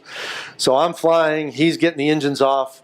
And somewhere during that process, we hit the ground. And the only thing I'm trying to do is keep from flipping upside down, which I was able to do somehow. And we hit on the gear, which is the only reason I'm still here. And you mentioned, you know, dust-off pilots from Vietnam. Not only, you know, did they set the culture for Army aviation, them and you know, all helo pilots in that war, but there's so many lessons learned from a technology perspective that if you parked the Huey here and you went side by side, you could talk about, you know, Black Hawk's got 2 engines. Black Hawk's got redundant flight controls. It's got redundant electrical systems, hydraulic systems. It's got self-sealing fuel lines. All of that stuff came out of lessons learned from Vietnam, things that, you know, would have saved lives had they been in place then, that are in these airframes today. Part of why I'm here, and it all works exactly as advertised. So when you hit, how many? There were 4 of you on board at the time? Yes. So when you hit, who was injured? Anyone? Oh, we were all injured very bad, yeah. I broke my, you know, even though those landing gear will strut or attenuate the crash, and the seat does the same thing. It has shock absorbers on it. we hit so hard that my right femur actually snapped off on the seat, just the pure G-forces of the impact. And then my vertebrae were crushed in my spine. Not the discs, but the actual bones themselves smashed into each other, and one compressed 30%, so the compression fracture is. So I had pretty serious injuries, and then obviously was unconscious for probably 5 minutes. How quickly were you surrounded? Well, onesie-twosie Somalis started coming in right away, but two Delta Force commandos, Randy Sugart and Gary Gordon, were overhead, and they saw that something had to be done or we're going to be lost, and they volunteered to go in. And I don't think you can ever fully appreciate the significance of that act. You're looking down, I often ask myself, if I was in their shoes, would I have done that? It's hard to, you don't know, there's no way to know. But they did, and not only did they volunteer, but they were told no initially. And then finally, one of them got on the radio directly to the command center and said, if you don't let us go in, these guys are gone. And they were given permission, they dropped off, and they came up alongside. How did they get down? Super 6-2, another Black Hawk, got as close as they could, and Gary and Randy maneuvered on the ground to finally get to our Did site. they rope down? Or? I think they jumped. I think they were able to get down to about 8 feet, and they jumped out. Right. Now, they came to your protection, right? Right. And what happened then? So they arrived on the side of the aircraft, and I knew them, so I'm thinking somehow there's a rescue force here, this is over. Not knowing it's just two guys, and that's the next reinforcements don't get there for 8 hours. So we were on our own for the long haul. Didn't know it. So I'm optimistic at this point. But we fought the enemy off for, I'd say, maybe 15 minutes. Gary Gordon goes down first. Randy then comes back around, and I think at that point, it's just me and Randy. I don't think anybody else is left. I've shot all my ammunition. He gives me Gary's weapon. He grabs the crew chief's weapons from the aircraft and goes back around, makes his last stand.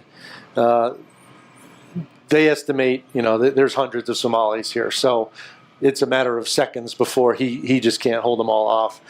So he's killed, and then they overrun the site. Initially, pretty certain they're going to kill me because they're all out of control, angry and violent, and there's nothing you can do. I mean, you can't run, you can't hide, got no ammunition left. So I basically accepted my fate. So they descended on me and started to beat me to death. I mean, they broke my nose, my cheekbone, my eye socket. They were ripping all my gear off. And I had been to survival school. It's one thing, another lesson learned from Vietnam. We didn't historically send Army aviators or ground force to survival school prior to deploying to combat. But post-Vietnam, all of our special forces, of which I technically was qualified as, went to survival school. So I went to survival school where they teach you as much as they can what you're supposed to do in these situations. And they basically tell you, make the best of it. Don't make it any worse than it already is. So I essentially did my best to just roll with the punches and not antagonize them anymore. They realized I had value as a prisoner, stopped the madness, fired shots in the air, got control of the mob, and brought me into captivity. And what happened in captivity? Well, it's no picnic either. They teach us in survival school, it doesn't matter how hungry, tired, thirsty you are, evasion is way better than captivity. And it is, but captivity is better than death, I guess. So I was shot in captivity on the next day. They didn't care about my injuries. They were throwing me around like no litter, nothing, just throwing me in cars. My femur went out the backside of my leg at some point in that process. They did a video interrogation, which most people recognize when they see it. Aired on international television. But over time, doing some of the things they taught me in survival school, they began to be more I don't want to say kind, but not as hostile. And it got to the point where I don't think, even if their orders were to kill me in the event of a rescue attempt, I'm not sure they would have, because they just kind of got to know me, and developed almost a relationship with me. Because you spend 11 days with somebody 24/7. I guess they become human to you if they weren't in the beginning. To what extent do you think they were already in the process of negotiating or trying to take advantage of the fact that you were captured? Well, I don't really think they had a plan. It didn't seem like they had a plan initially. It seemed somewhat chaotic. And then when they made the video and it aired, obviously everybody knew that I was in captivity. But then the president sent the former ambassador, a gentleman named Robert Oakley, who the Somalis really... President of the United States. The president of the U.S. sent Robert Oakley to Somalia. And the Somalis really liked Robert Oakley. I've always said, if we had 1,000 Robert Oakleys out there in the world, we wouldn't have half the trouble we have, because he was a great statesman, he was a straight shooter, they trusted him, and he met with them, and he said, you got two choices. And I heard him tell this story to me more than once. He said, I told him you can keep him in captivity, or you can let him go. If you keep him, sooner or later we're going to figure out where he is, and we're going to come rescue him. And when we do, we're coming with everything we got. And there was, AC-130s and fighters and carrier battle group all had been brought in to put this bonfire out now. And he had credibility, so when he said that, the Somalis said, I think the best course of action is let him go. And within 48 hours, they let me go. Wow. Thanks.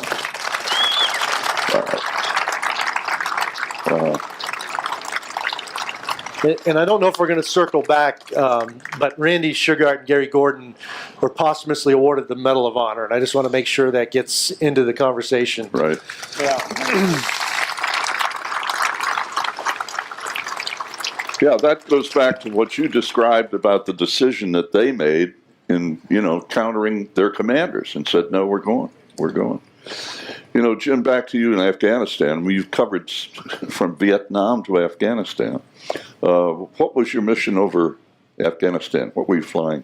Well, at that point in time, I was already retired from the military, and I got a phone call one day, and they asked me if I would be willing to volunteer to go fly MC-12Rs, which is your King Air 350 turboprop, and fly reconnaissance. And I was actually attached to the 101st Airborne, so I actually did make it to the Army.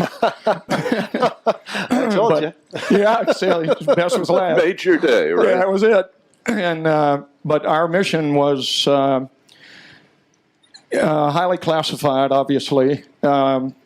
Most of the time I worked with a SEAL or Delta Force working all the equipment in the back. That was very sensitive. And our mission was to recon and basically identify and locate guys that were being sought after.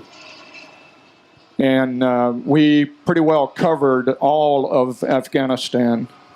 My last 10 missions there was all up on the northeastern border in the Hakeem area, which is a very bad area. All of Afghanistan was a bad area. And my last 10 missions, like I said, were there. And the data that we were gathering was being sent. And when I got home, about 2 weeks after I got home, they announced that they had taken out 24 of the top Taliban leaders, and it was exactly where I was. Wow. So, but that was it. It was reconnaissance.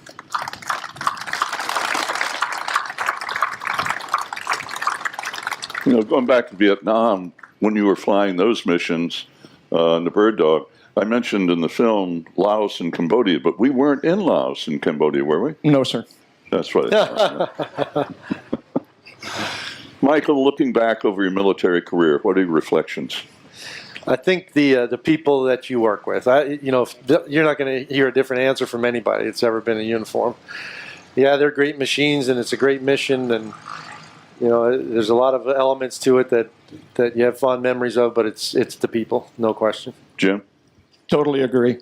Yeah. Yeah, the one thing I think I miss the most, and Michael's probably share this, is I miss the camaraderie of the squadron and the guys that you fly side by side with. They're like your brothers. And by the way, after we finish our part of the program here, and in a few minutes with a walk around the airplanes, Michael's going to be in the bookstore to sign copies of his In the Company of Heroes book. So he'll be there just a little bit later. Questions from the floor? Questions? Anybody? Thinking? Anybody? Got there we go. Yes, sir.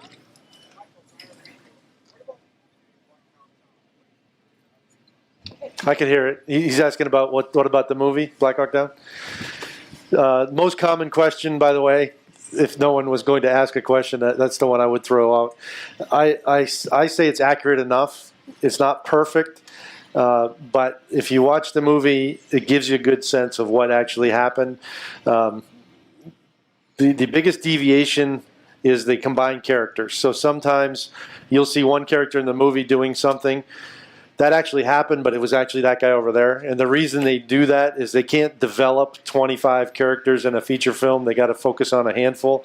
So they take the actions of several and put them into one person, and that person becomes a superhero, and everybody else is, honorable mention. But that's just the way the movie making business is. Yeah.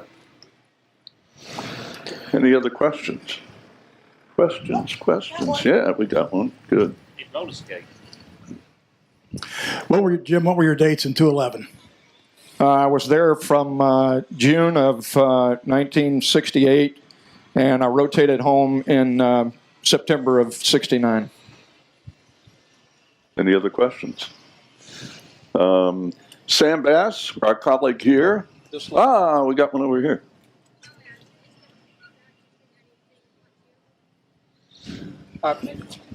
We'll get him. No matter if you could go back and change anything, would you? What would you change if you could go back and change anything in your career? One of the, and it's a very long story that I won't bore you with, but one of the names on the side of that airplane is Lieutenant Jim Reese, who was a very dear friend of mine. And he was a hooch mate. His bunk was next to mine.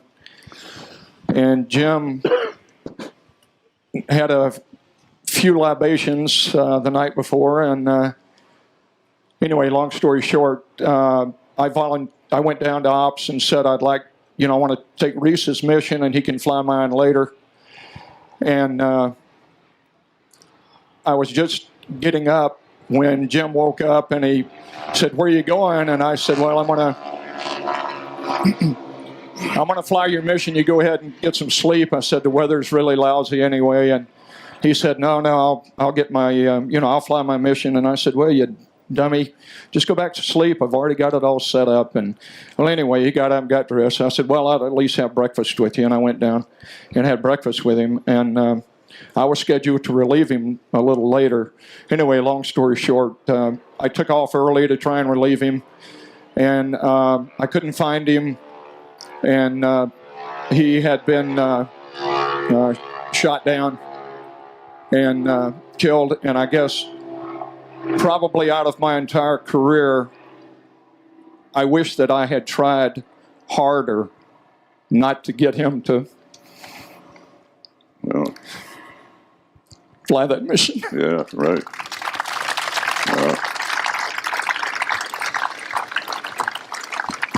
Michael, any thoughts on the same subject? Well, if you're talking about things you can control, I would say no. If you're talking about things you can't control, then obviously I would change the fact that, some folks didn't come home. That would be the thing that I would change. But I'd do it all over again in a heartbeat. It's amazing stuff. And changed who I am, and I would absolutely, unhesitatingly do it all again. Yeah, I agree with that. I'd go back right now.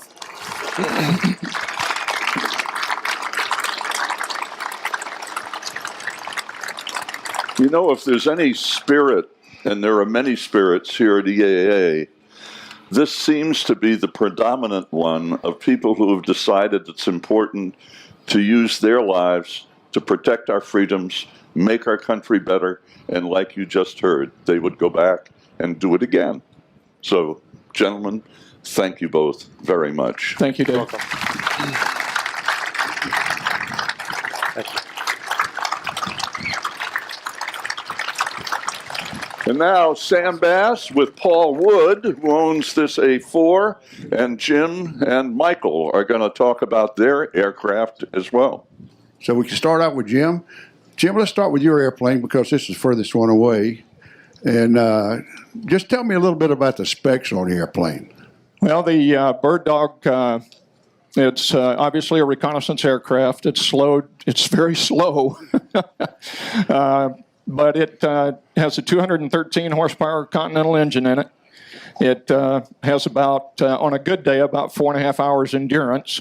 It's unarmed, although we carried Willie Pete rockets to mark our targets with, and actually flew with the windows open so we could hear them shooting at us.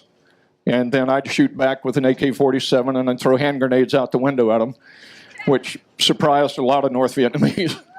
And it's a good, solid airplane. It flies well once you get it in the air. The biggest boo-boo about this airplane, or the biggest challenge about this airplane, is landing it. It only weighs about 2,400 pounds gross weight, and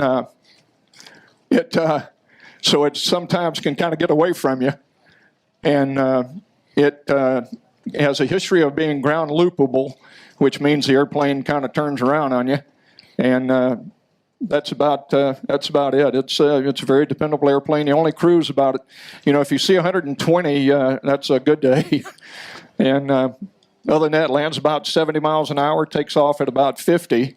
And other than that, that's a Bird Dog. Well, you mentioned that you had a 6-month tour because there were so many losses. How many airplanes did you figure you lost in the Vietnamese war in Southeast Asia? Our squadron alone lost 6 aircraft, 6 Bird Dogs. And there's almost 500 total lost. Total over 500, counting the Air Force and the Army Bird Dogs. Okay, now you mentioned the hard points on there. That you really didn't, other than the AK-47, that was the only thing you had that you could shoot back with, right? That was it, yes, sir. Now, were they kind of reluctant to shoot at you because they knew that if you saw where they were shooting, you were going to sick the big boys down on them, right? Yes, sir. They knew that we had friends in high places, and they would only open up on us, like you said, if they knew that we had spotted them, and then they'd do everything they could to bring us down. Now, you didn't fly in the Ravens, but you had some interconnection with the Ravens. Could you Absolutely. just talk a little bit about that? The Ravens were an amazing bunch of guys. They were on the Air Force called the Steve Canyon program, and it was all, super secret in Laos. And I had a couple of really good buddies. We weren't in Laos, were we? No, sir, we weren't. I had a couple of good buddies that were Ravens, and when I was flying the A4, I flew a number of missions over there where the Ravens were our control our facts. Okay, now the significance of your paint scheme on here. This aircraft is identical to the one that I flew in Vietnam. It's in the same markings as my squadron, VMO 6, Marine Observation Squadron 6. And 41 is actually the tail number of one of the airplanes that I actually flew. And it kind of corresponds, our call sign was Fingerprint, and I was Fingerprint 41. Well, let me ask you this. Of course, you've got all this vast experience in the different services. What does it mean to you when you fly this airplane to these air shows and the veterans come up and they look at this thing and they're very nostalgic about it? It is a wonderful thing to see the veterans come up and they say, you know what, this airplane saved my bacon. And either that or I have young people come up that want to know, well, what did you do with this airplane? And they don't really understand. But it still is a reminder of the sacrifices that were made. And I think that's important. Like Paul has the A4, and Michael has the Black Hawk and the Bird Dog and all of the warbirds that are here that, it's just freedom ain't free, folks. And I don't care what anybody says. It's a price that has to be paid. And a lot of people are forgetting that. Well, thank you for your information on this one here. And this is Paul's airplane here, and this is Paul Wood. And Paul is the founder of the Warbird Heritage Foundation in Waukegan, Wisconsin. He flies the F-86, the A-4, L-39, and the T-2 Buckeye of jets. He flies some other airplanes also. And this is his airplane. I'd like for both of you to stand here.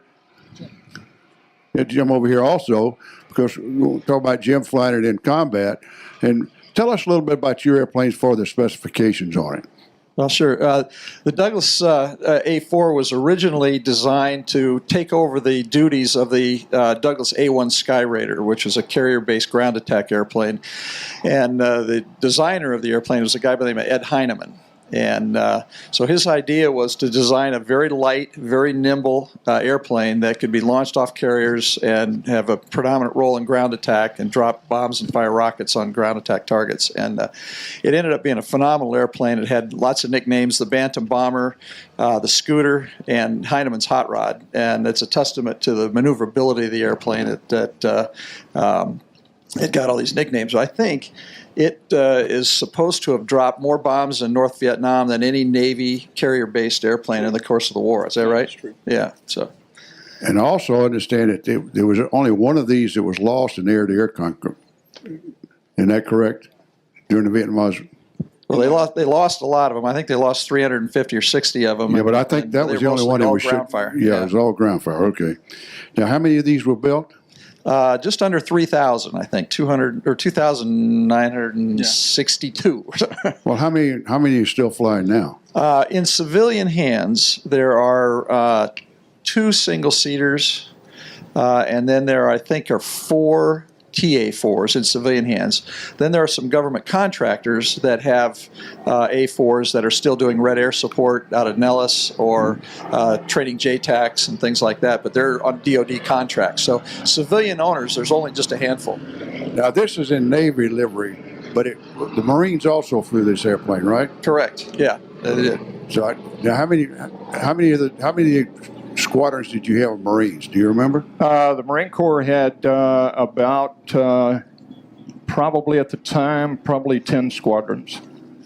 Okay. How about the armament on it?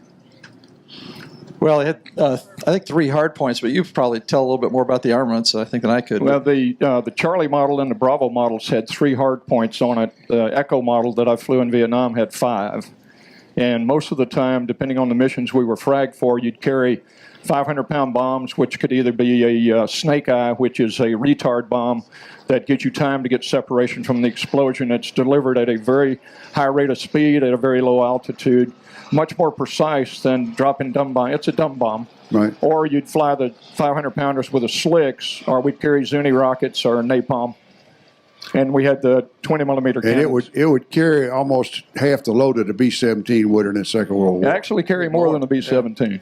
More than a B-17? Yeah, it'd carry about twice as much as a B-17. Okay, good. So I had heard that before, but somebody said half, and I thought, well, that's a little strange. No, it was about twice the amount. now tell me about, this could be used also for a tanker. And it's kind of amazing that a little airplane like this can be a tanker.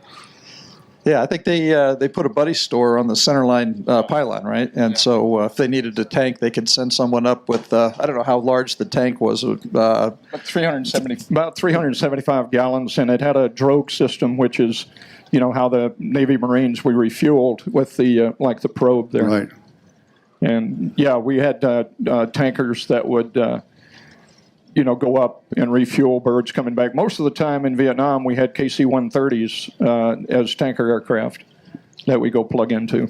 All right, Paul, now, this is in the Navy livery. Tell me the significance of this particular paint scheme and Lieutenant Schwartz's name is on the side. Sure, absolutely. Well, as we talked about earlier, the A4 was a ground attack airplane, and it was never really originally designed for any air-to-air combat, although in later versions they used a lot The A4 is a lot in air-to-air. But at the time, Lieutenant Commander T.R. Schwartz was flying off the Bonhomme Richard, and he was in Yankee Station, and he was part of what's called an Iron Hand mission, which was flak suppression in front of a major strike. And he was loaded up with 5-inch Zuni rockets under the rails. And interestingly, he had no 20-millimeter ammunition because he was restricted on weight. So his job was to go in and find flak sites, roll in on them, take the flak sites out ahead of the main strike force, and then come back home. And he didn't have any bullets because he wanted to save weight for takeoff. So he was rolling in on his first flak site, and his wingman said, "Hey, TR, you got MiGs left 7 o'clock." And so he rolled off his target and came around behind the MiGs and fired off all his 5-inch Zuni unguided rockets and shot down a MiG. And so he's credited with the only air-to-air kill by an A4 in all of Vietnam. And so we put, I mean, it was just, these are dumb rockets that just go like that. They're meant to be unguided air to ground, and he actually got lucky and hit one, and so he's got the only kill air to air in Vietnam. So we're honoring him with his paint scheme. But I'll ask you the same question I asked Jim. What does it mean to you to bring this airplane to these air shows and let these veterans see this airplane? And many times it's the first time they've seen it since they've they're out of combat. Yeah, well, our museum has about 12 airplanes right now, the A4 being one of them, and our whole objective is to fly these airplanes and take them to air shows so that people who maybe did not serve in the military can not only see them, but hear them and smell them and see the smoke and hear the sounds and watch how fast they are and that sort of thing. And it's just our way of honoring the veterans who served and the heroes, both men and women in the military that flew and maintained these things to just keep our country free. And I think that's something that I want to do and all the people affiliated with our museum want to do. And we're very active about it. And it's a way to pay tribute to these great heroes. So.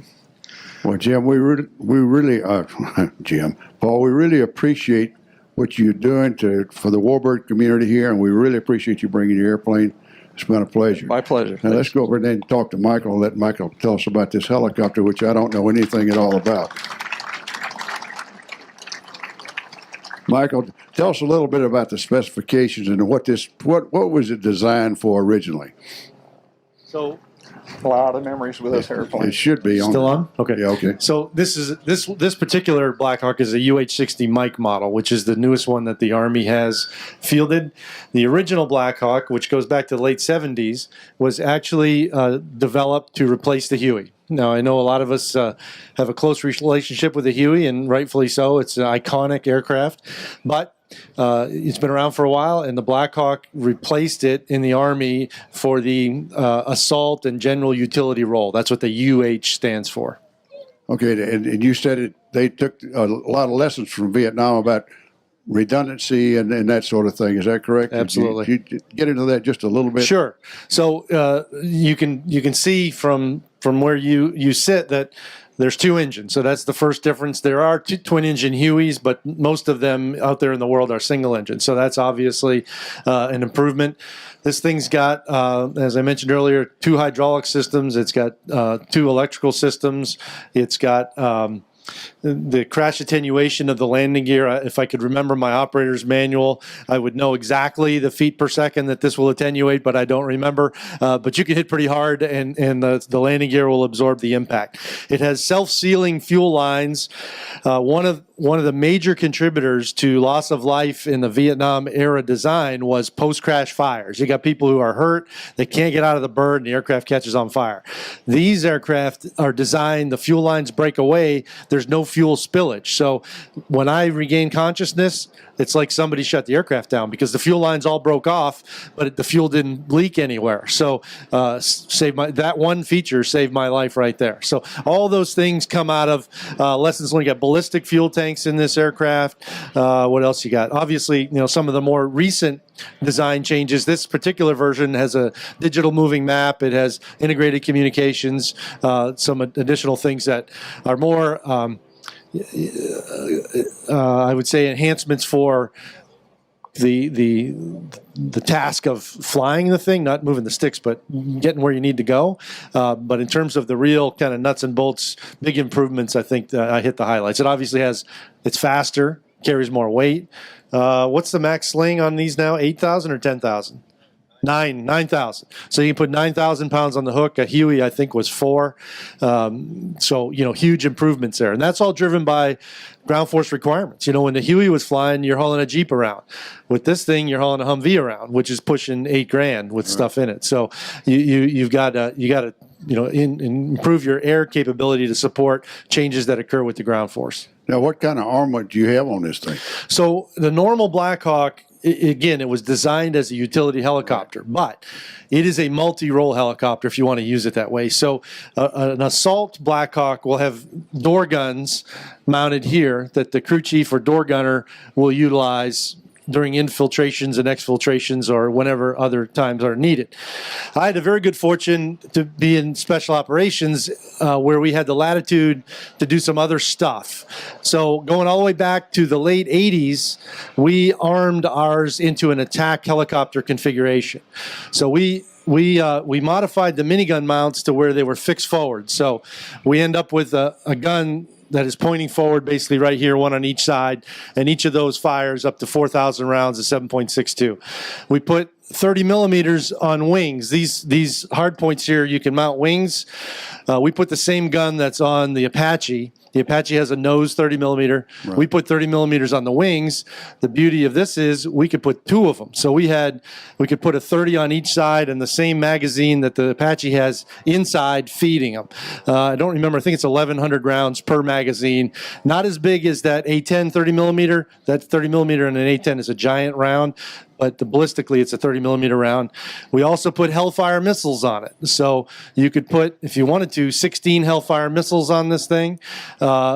In fact, I personally fired the first Hellfire off a Black Hawk out in Nevada back in the late 80s. Again, there's just so many things you can do with it. We put rocket pods on it. Rocket pods have 19 shots each. You got 4 stations, so you're talking 4 19-shot rocket pods if you want to, or any of those combinations in between. Usually we would go 30 on one side, rocket pod on the other side, and then the 2 miniguns fixed forward for attack helicopter configuration. Now, when you went on a mission, how long would you be up? So the other thing that we did is added internal auxiliary tanks. So this aircraft's probably got about 2 hours and 20 minutes of endurance at normal operating speed and weight. We put a whole nother set of fuel tanks inside to basically double that. So we could go 4 hours and 20 if we wanted to. We actually had a configuration where there were 6 of them in there, and you could fly up to maybe 8-9 hours without refueling. But that's all you're doing is hauling gas. At that point, you're not hauling anything else. Now, with all of these guns and the rockets that you had on there in the Special Forces, were you firing all the guns, or did you have somebody, the co-pilot or whatever? No, we're firing them all from the right side, didn't you? Either right one. seat? You could sit left seat or right seat. Yeah. So we're doing the flying and the shooting. Okay. And then the other thing, you're talking about fuel. We put refuel probes on the front of ours. It's not. It looks just like that on the end, but it's much bigger and longer because we got to get out beyond the radius of these rotor blades. So in a Black Hawk, the refuel probe actually extends. It sits in a fixed position where it's probably about, 4-6 feet sticking out. And then when you're ready to use it, it extends another, probably 6 feet to get out near the end of the rotor blades. And then we follow C-130s because... With the Drogan probe? Correct. Because only the C-130 is slow enough to get to speed where we can keep up with it. You can't do it off a KC-135 or a KC-10. And I imagine with the weather bad, that's kind of dicey, isn't it? It's actually diciest on a nice sunny afternoon, because what happens on nice sunny afternoons out there in airspace? Turbulence. Yeah. And you're trying to get in tight with this drogue that's doing this. It actually has to come in under the rotor blade tips. So you're trying to, and you can't just sneak up on it. You gotta strike it. Right. And on those sunny afternoons when it's really bumpy, it's very difficult to do it. It's a lot easier at night or when the weather's a little more stable. Is there anything else you'd like to add on this, being I don't know anything about helicopters? Well, I think the folks that fly it are going to tell you this is the greatest helicopter ever been built. I mean, these things have been around for 30 years now. They're probably going to be around for 30 more. It is an absolutely fantastic machine. It was designed right in the beginning.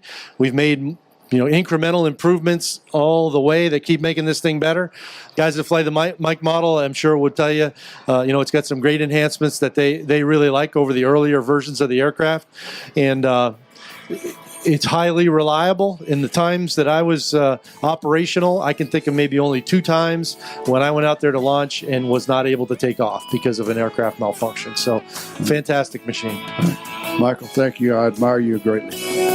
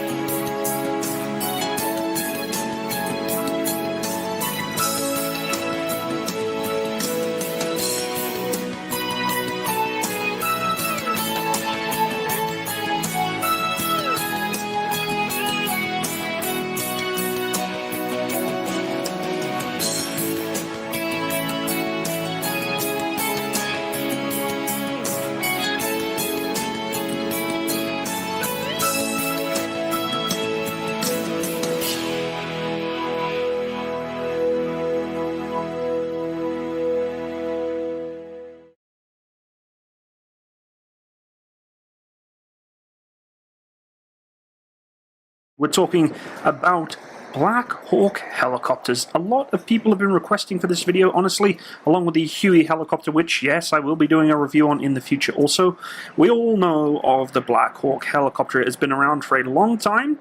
It is featured in some fairly prominent movies, including, obviously, Black Hawk Down, which is literally one of my favorite war movies, and some of you will probably be in the comment section screaming at your keyboards, telling me that it's the worst movie ever, or whatever else you want to say, or maybe you agree with me, but the helicopter itself is still an iconic piece of American aviation, and today I would really like to thank everyone who has served on it, because this is quite a prominent aircraft for both medevac and CASEVAC, and I know for myself, I have known people who have been injured or, have unfortunately been lost in service being recovered by these aircraft in Afghanistan. So to those who have served on them or continue to serve on them, thank you so much. So we are talking about the UH-60 Black Hawk helicopter, which is a medium utility helicopter used for a wide variety of applications, including troop transport and medical evacuations.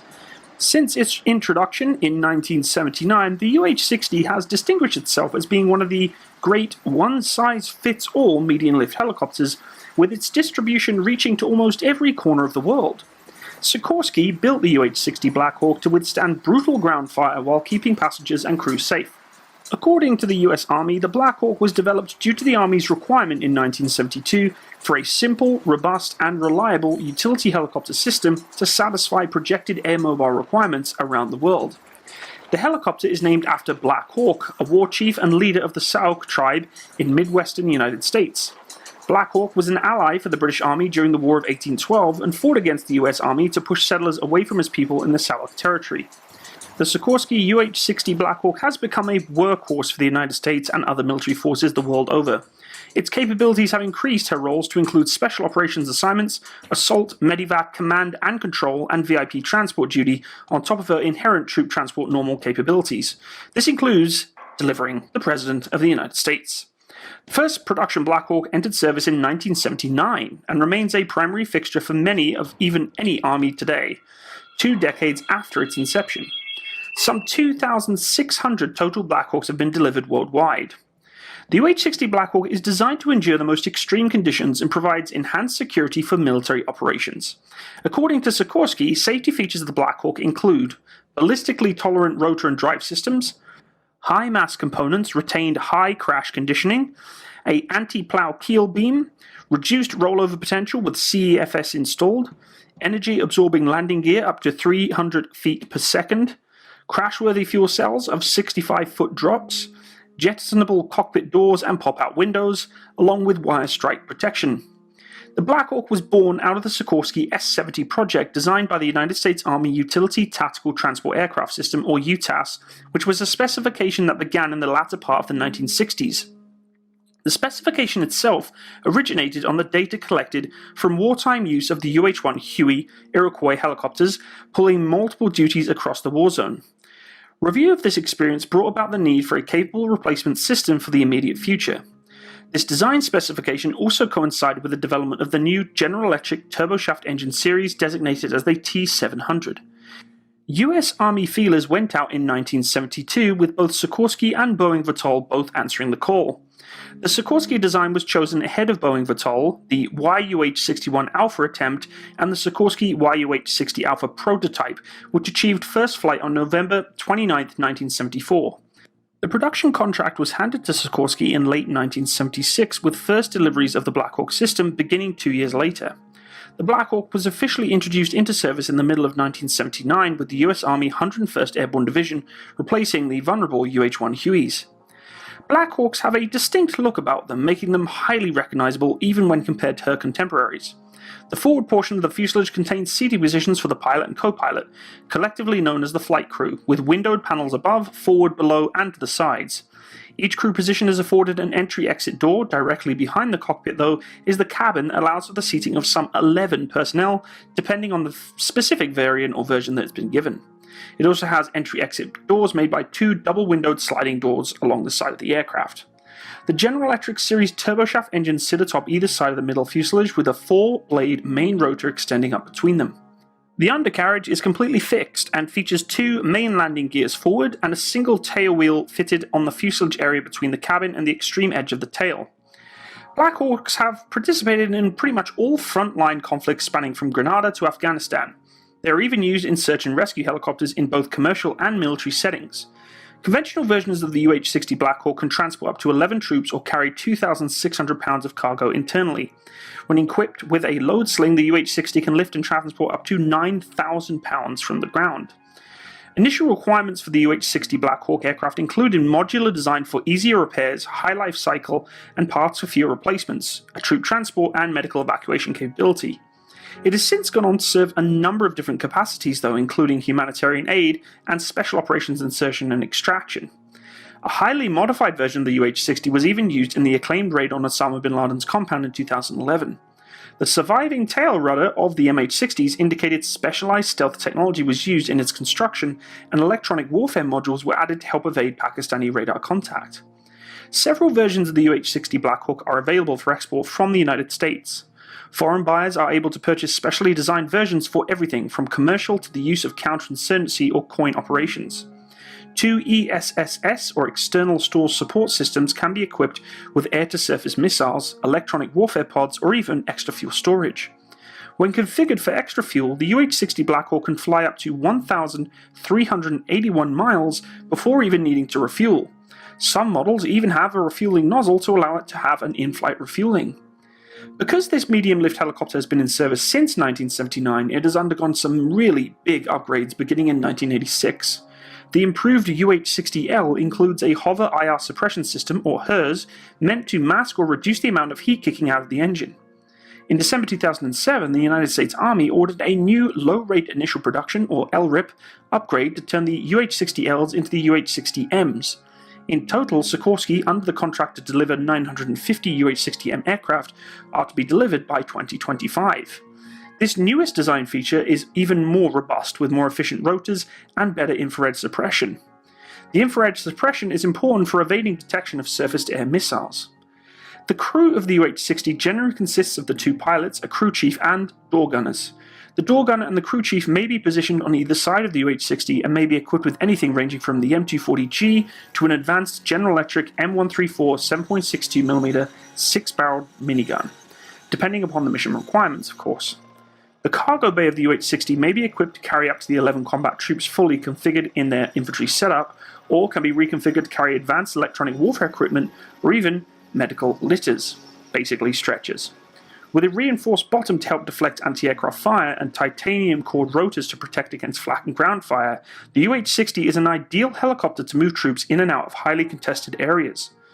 Few helicopters are built to endure every possible situation that may arise. However, the UH-60 is definitely one of these, boasting a massive variety of features on the UH-60 base variant alone, let alone the vast array of variants that are created for special operations, pure transport, electronic warfare, or many other duties.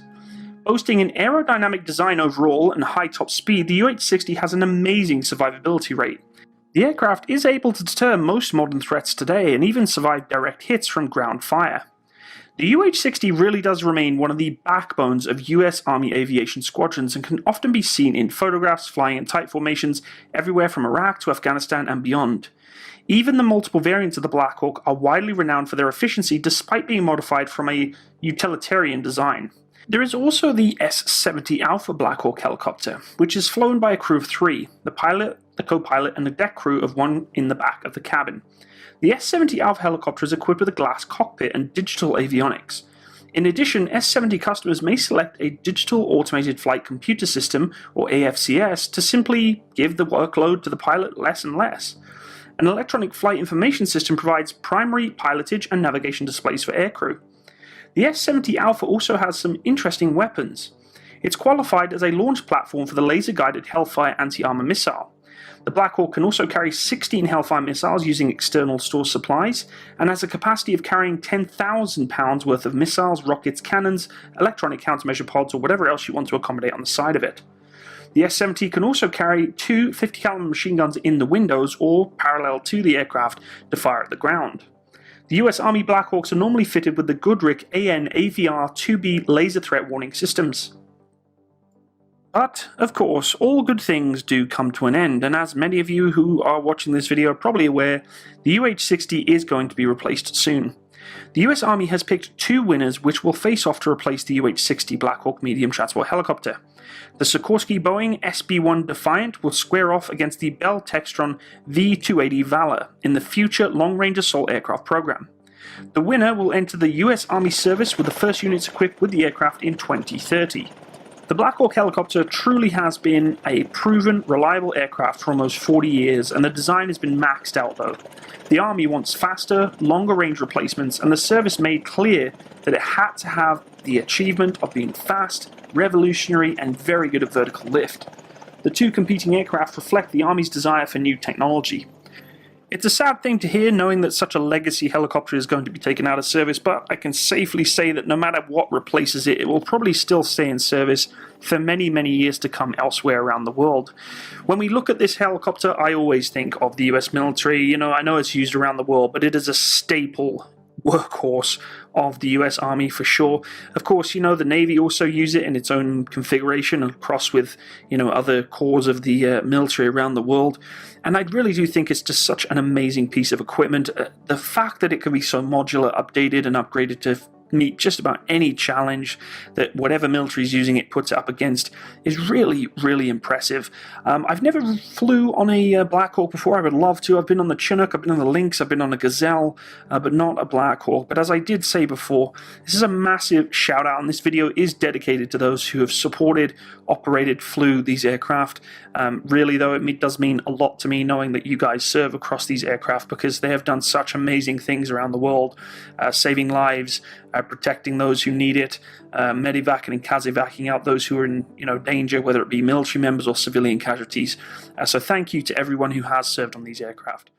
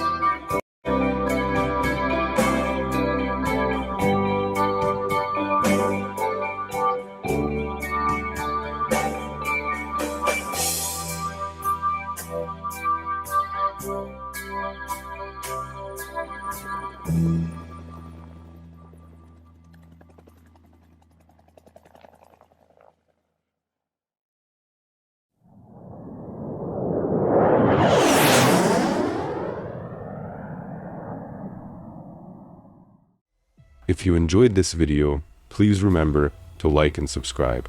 And as always, thank you for watching.